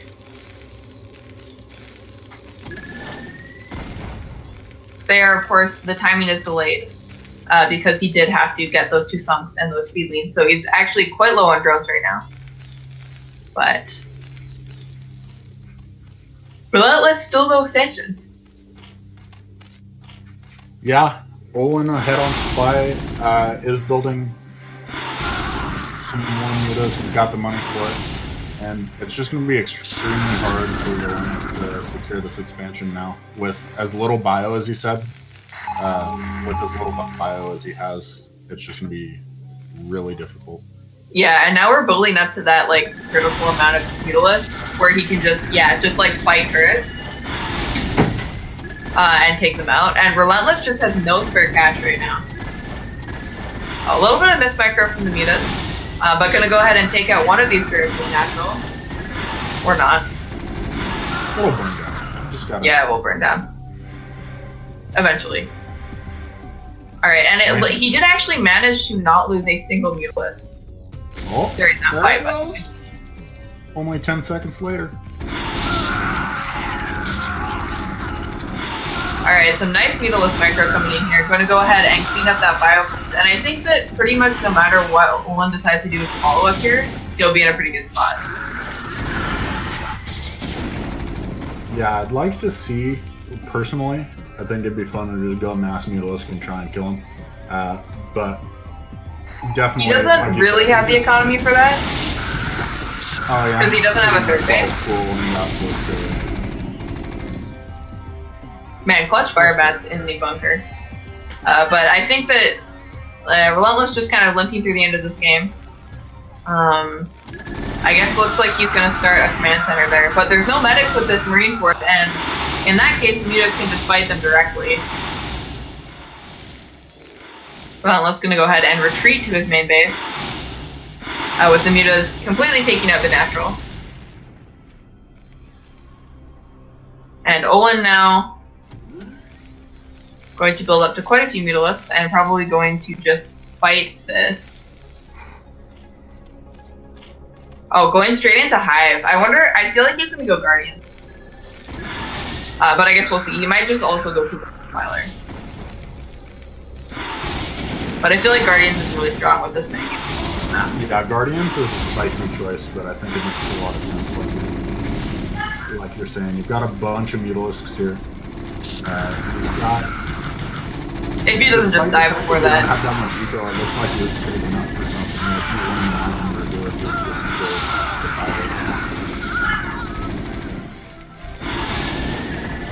Alright, gonna go ahead and delay that start point. And Rlentless just very contained on one base here. Ollin just keeping the pressure on with his Mutalisks and his Lings. Go ahead and keep Rlentless from massing up any amount of bioforce.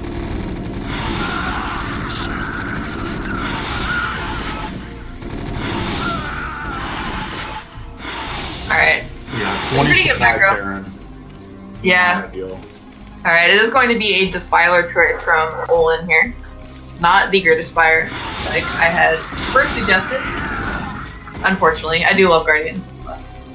Guardians, good unit. Even as a Protoss player, where Guardians aren't necessarily as good. Was I doing that to you the other day? Using Guardians in CPP? No, you weren't. Or was that someone else? That was someone else. Okay. Probably Ashen. Yeah, probably.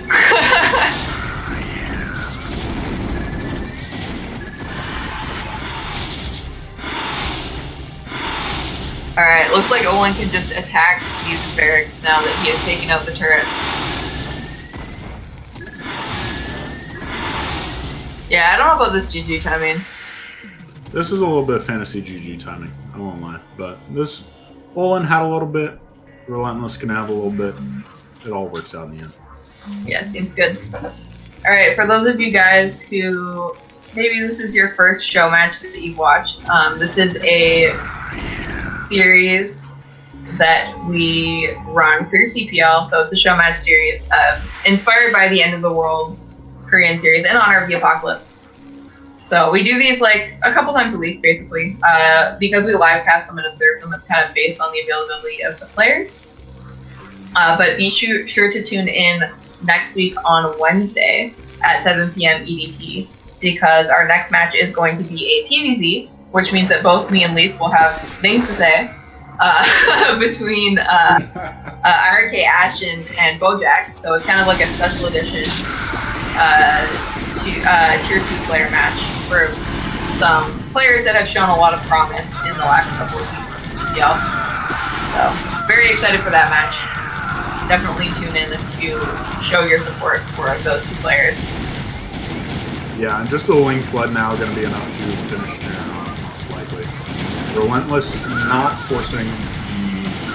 not lifting off all his buildings like I probably would, but gonna G. All right, gonna go ahead and tap out, and we do have a series victory for iRk-Ollin from Operation Indecision, our tier 0 Zerg player, going to go ahead and take out Rlentless 6-3. Very strong showing from our Zerg player. And hopefully we can get him on the call for a quick interview here. Very strong showing from iRk clan. That's at least 3 wins that I can think of on behalf of iRk. Yeah, I think we're being carried by Father, though, because I believe that Yenta and Age both lost their matches. Oh, right. Forgot about that. Yeah, so we are definitely being carried by Father, but yeah, this was a really fun series though. I actually, like I said at the beginning, I actually worried that I was going to be a little bit favored for Rlentless, but Ollin coming out super strong as look. His ZBT just looks on point. He just seems to be able to tell when Terran doesn't have enough. Yeah, really, really good at like you said, breaking Terran at times that you really wouldn't expect, but he's like, okay, you don't have that many Marines right now. You're doing a slightly fragile build. I'm going to go kill you. Very aggressive style compared to what you usually see in ZBT. Yeah, nice aggressive style. He did go for some longer games as well, but it seemed like Rlentless, I feel like he kind of mind gamed himself in a lot of those games, because I think he was doing better with his 2X Academy play in general, but I mean, you got to mix it up in a best of 9, so it gets to be tricky, right? Right.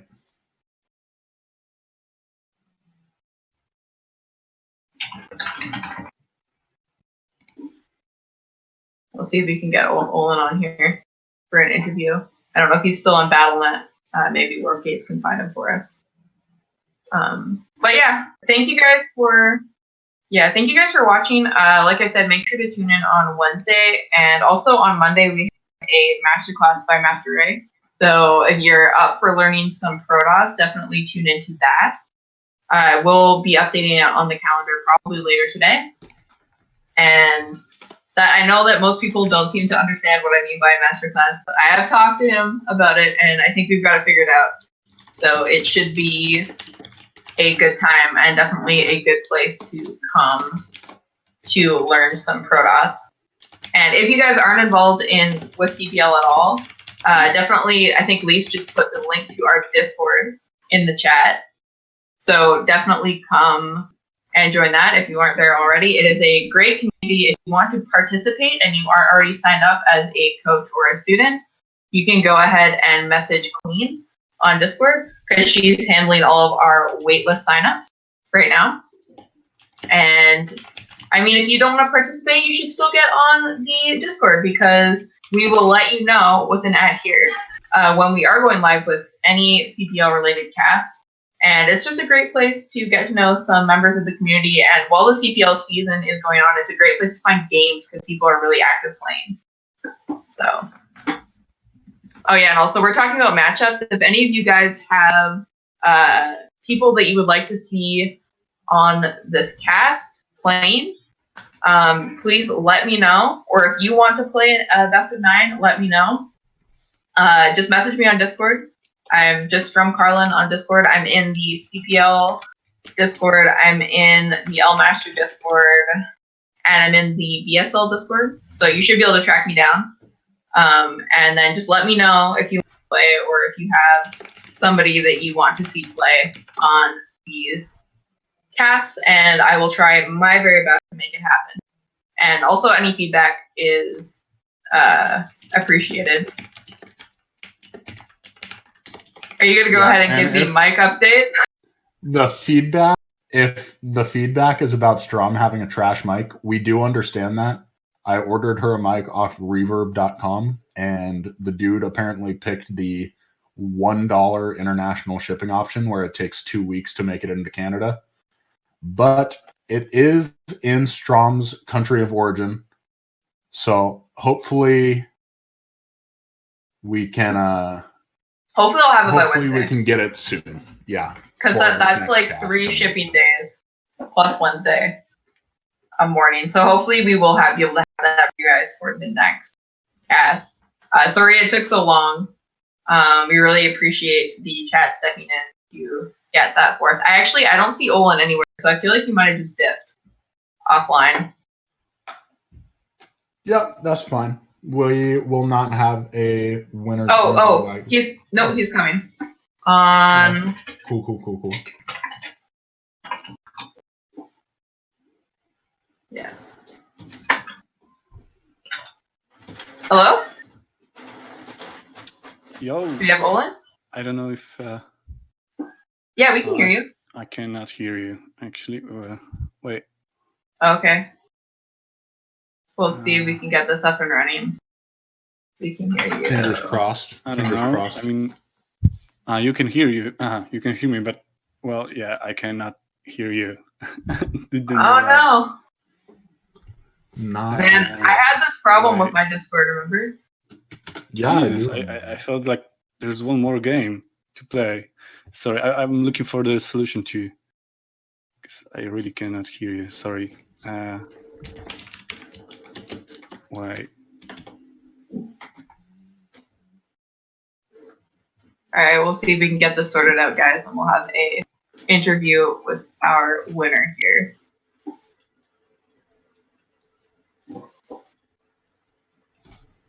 Oh, I think I can hear you. Okay, yeah. Oh, can you hear us now? Yeah. Okay, awesome.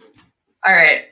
Well, congratulations on your series win, a 6-3 victory for you in this VBT. Yeah, I know you weren't feeling so confident about it yesterday. Yeah. So I'm curious how you felt while you're playing the games. Well, yeah, Jesus. I mean, like, I'm still nervous.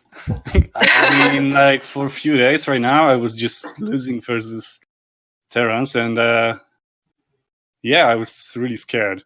And the one thing that actually that scared me even more, it was just that I couldn't find any information about Rlentless.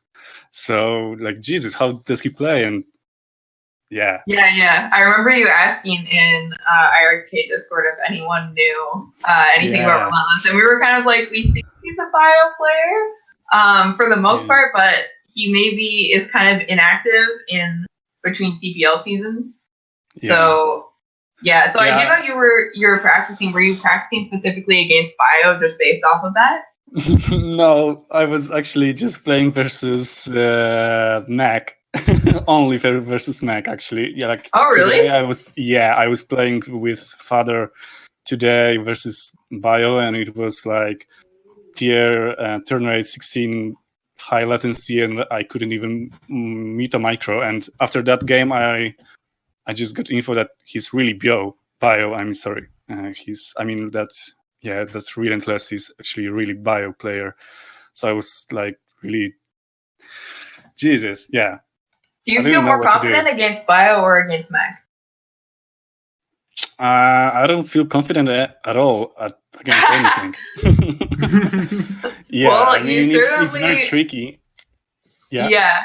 So which do you find more difficult out of Yeah, I was trying to say that it's very tricky for me at least, to like adjust in game for anything that I see and that I on any information that I've got about the opponent. I mean, I have no idea if he's going bio or mech after I'm seeing, like, I mean, because it depends, right? Because the Terran can go 1-1-1 and still bio or still mech, so it's kind of shaky for me. Yeah, we definitely saw him go like Rax expand a couple games and then get gas later and still go into a vulture. But you seem to shut that down pretty easily. It was just like the really long games against 2Rax Academy, like the first game, and then I think it was the game on Match Point where you tried to go crazy there. Yeah. How did you feel in those games specifically? Yeah, well, in those longer games, like macro games, his Rlentless is just way stronger than me. You could see that, actually. So, yeah, well, I just admit it, like, he's way stronger than me in the longer games.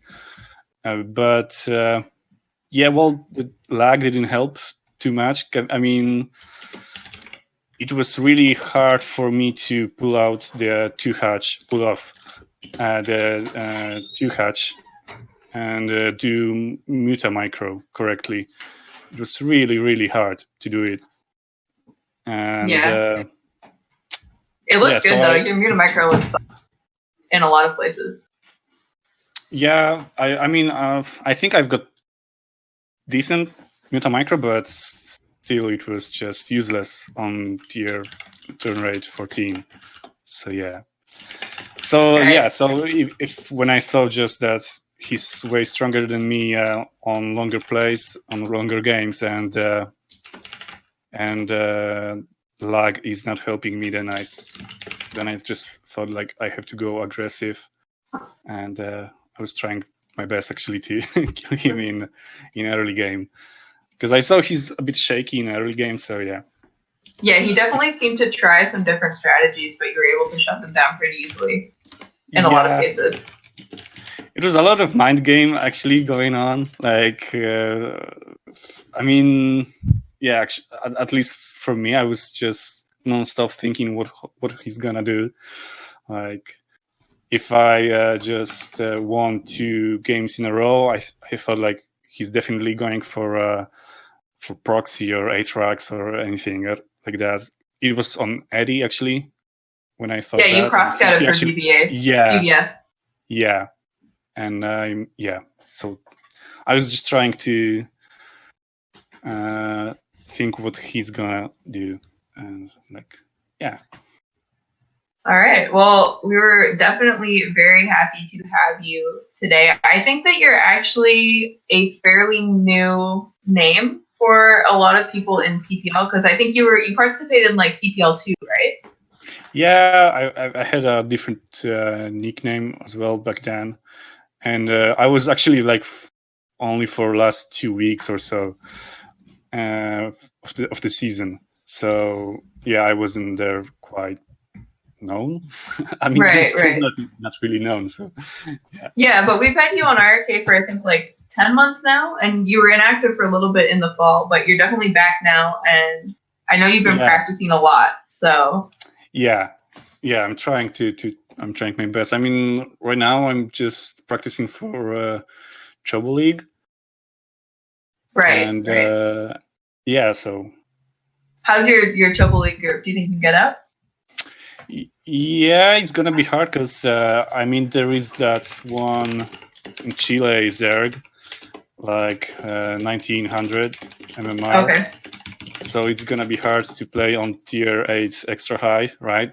right, from Europe to and yeah, and the second guy is LM Master. He's with me on the group, so as far as I know, he's like solid A rank. Oh wow, okay. So yeah, so tough group. Yeah, kinda. I mean, yeah, I'm just practicing for it, so I hope at least I will go for a round of 16. But I need to that would improve be my really cool ZVZ to though. see you. Yeah. Yeah, ZVZ is tricky, especially like you were saying on Loki. But thank you so much for agreeing to play today. I want to give you just like a chance. Do you want to shout out your practice partners from the last week that you were practicing with for this match?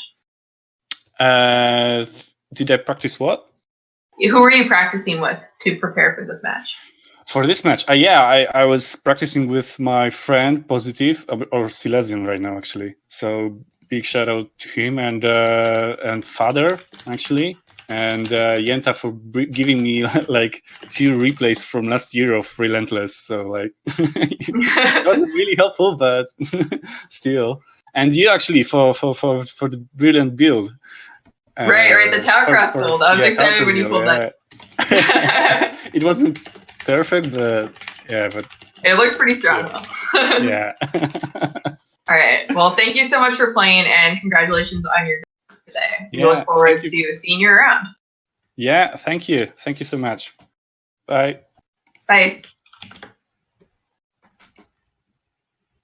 All right. And that is going to be one more Apocalypse show match in the books for us here. We appreciate you all tuning in as always, and we will see you next Wednesday. I'm going to link to CPL one more time for anybody that is new and somehow has stuck around this long. If you stuck around this long, you're a real one. Appreciate you. We will see you next time.